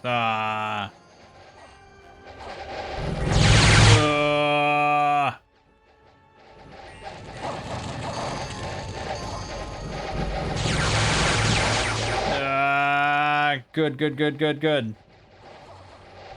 Okay, we're about to hit the rear.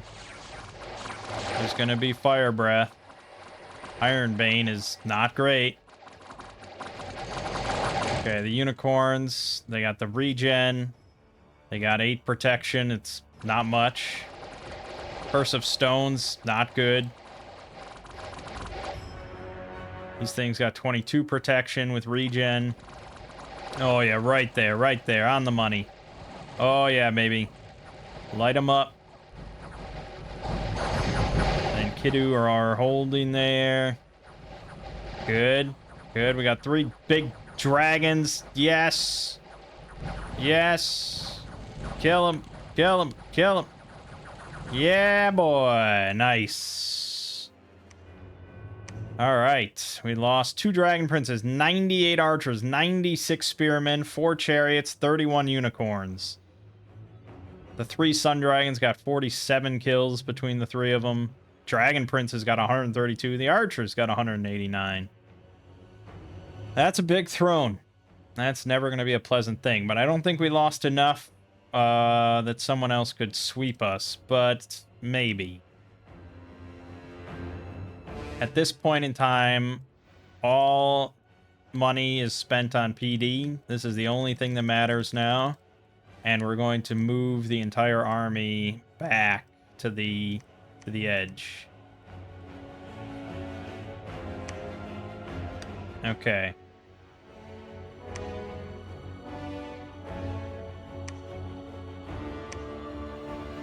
So for this turn, we sit.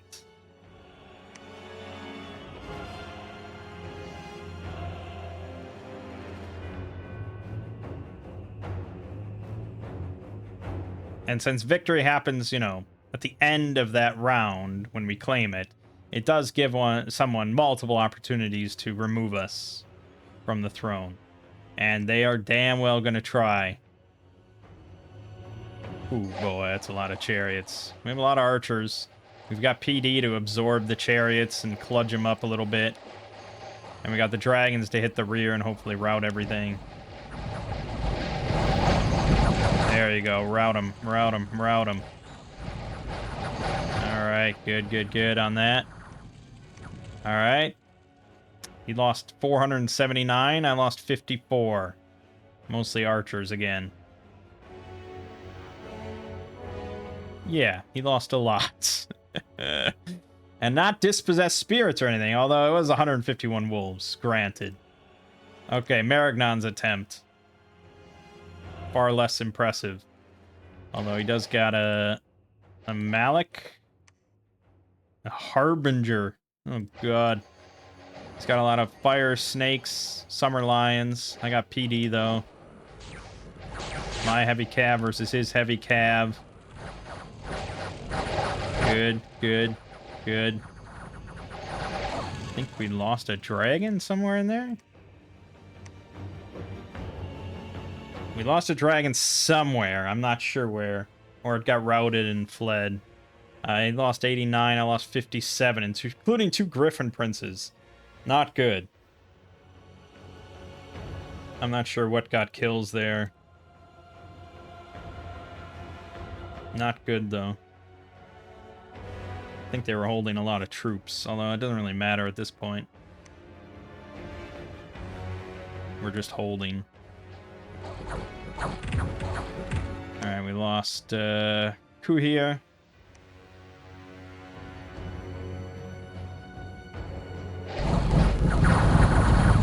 Dragon Princes are mighty. Nice. And Amrul, he took over, and Scantrast, he took over. One of the dragons is now famous.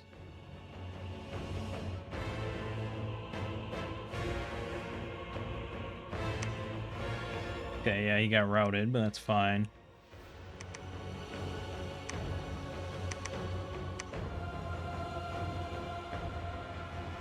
Okay. So now this turn we claim. He's got one last chance to stop me. Try it, big boy. I don't think you got it in you. We'll find out in a second. Victory for me! No one even hit it. Alright, easy. Really? You failed to kill a fire astral mage in the library? How shit are you? Starfire just fucking eliminated him. Right in the leg for 11 damage. That'll do it.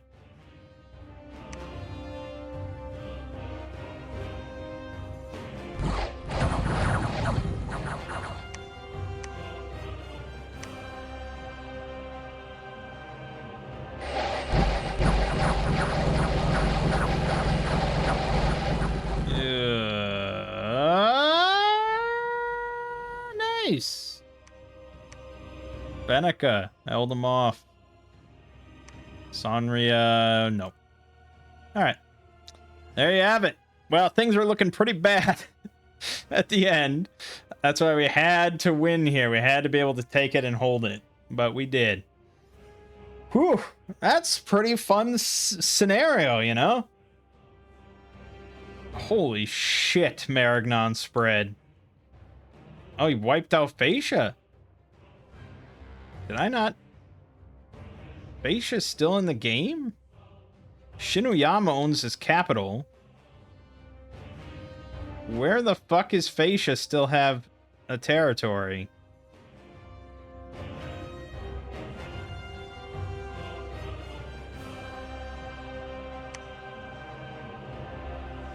Am I blind?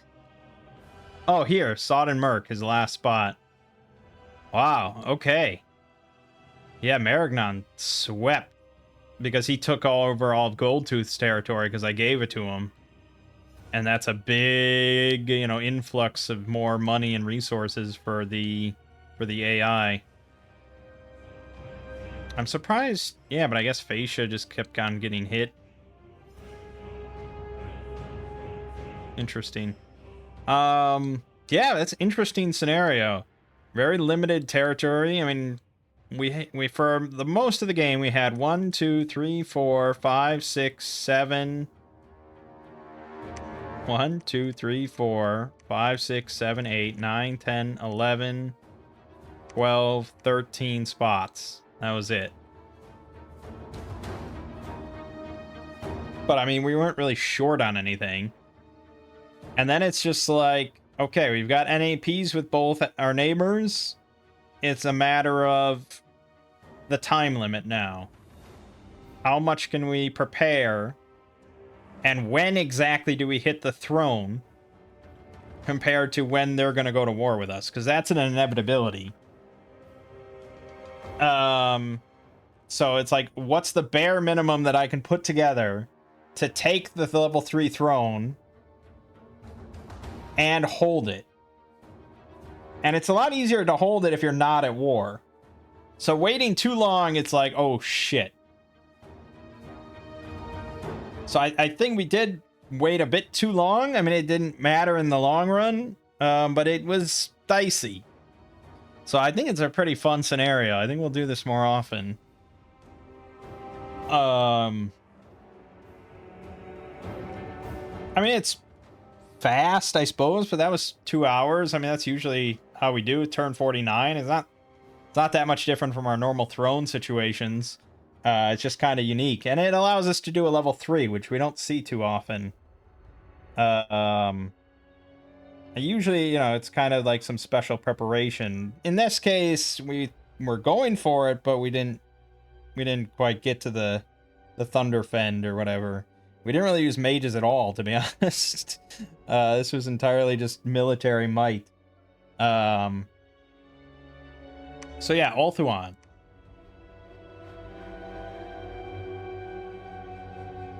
I'm trying to think.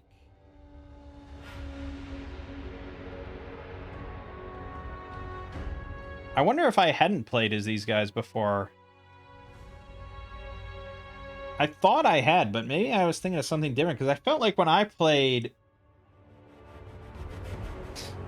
Oh no, I think when I played, maybe I only made Shadow Warriors. I remember when I played, I tried to do the Archer-only strat. But I think they were just dying too often. I think I was banking on Air Shield. And this was a long time ago, when I didn't really understand that much. But yeah, 11 protection, 13 defense, no shield with Air Shield 30 is not really enough for it to work. I think they're okay. I think they're okay, but... Yeah, I mean, it maybe could have worked, but yeah, they're not super... If this was a higher protection value, I'd say sure. But yeah, I'm glad we didn't go with that strat. And yeah, I mean, with my read-through on this time, like, I didn't even really think about it. Because I remembered that I did Archer only on these things, and I was like, who would I have done that with? Maybe the Lothern Sea Guard. Because they actually have shields, which is a pretty big parry 6 shield, 15 defense with formation fire. I mean, this is something I would do, but I don't think we even could make them. No, we couldn't even make them because we don't have a coastal for it, and there's no coast on this map. But yeah, so pretty solid, I think, overall. Like, Spearman is a pretty decent, relatively cheap medium infantry. Yeah, really not bad. And the basic archers did a lot of work with 14 damage. The Dragon Prince is a pretty phenomenal heavy cav, I think. Not insanely good, but pretty damn good. 19 protection is pretty nuts. 22 protection on the... Yeah, I mean, it's pretty phenomenal. There's a strat probably where we could have just made these. We didn't use any of the Phoenix Guard. They would have been fine. They would have been pretty good.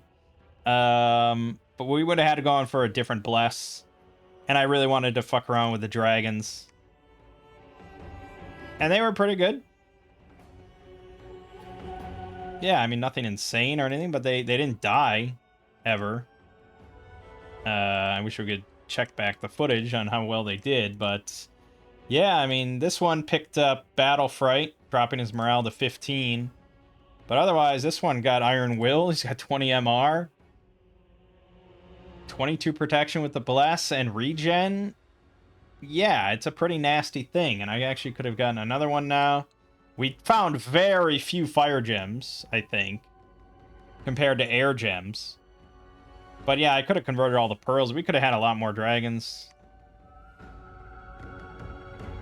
Yeah, I probably should have done that. We should have had like 7 dragons for that. But, you know, it worked out. I think it's a fun nation. I don't normally like elves or anything, high elves, and but yeah, I mean, it's mechanically very solid, and you get some fun dragon shit. Pretty good. Not too shabby at all. But alright, my name is Mangg. Game watching has been Dominion 6. I'll see you fine folks next time.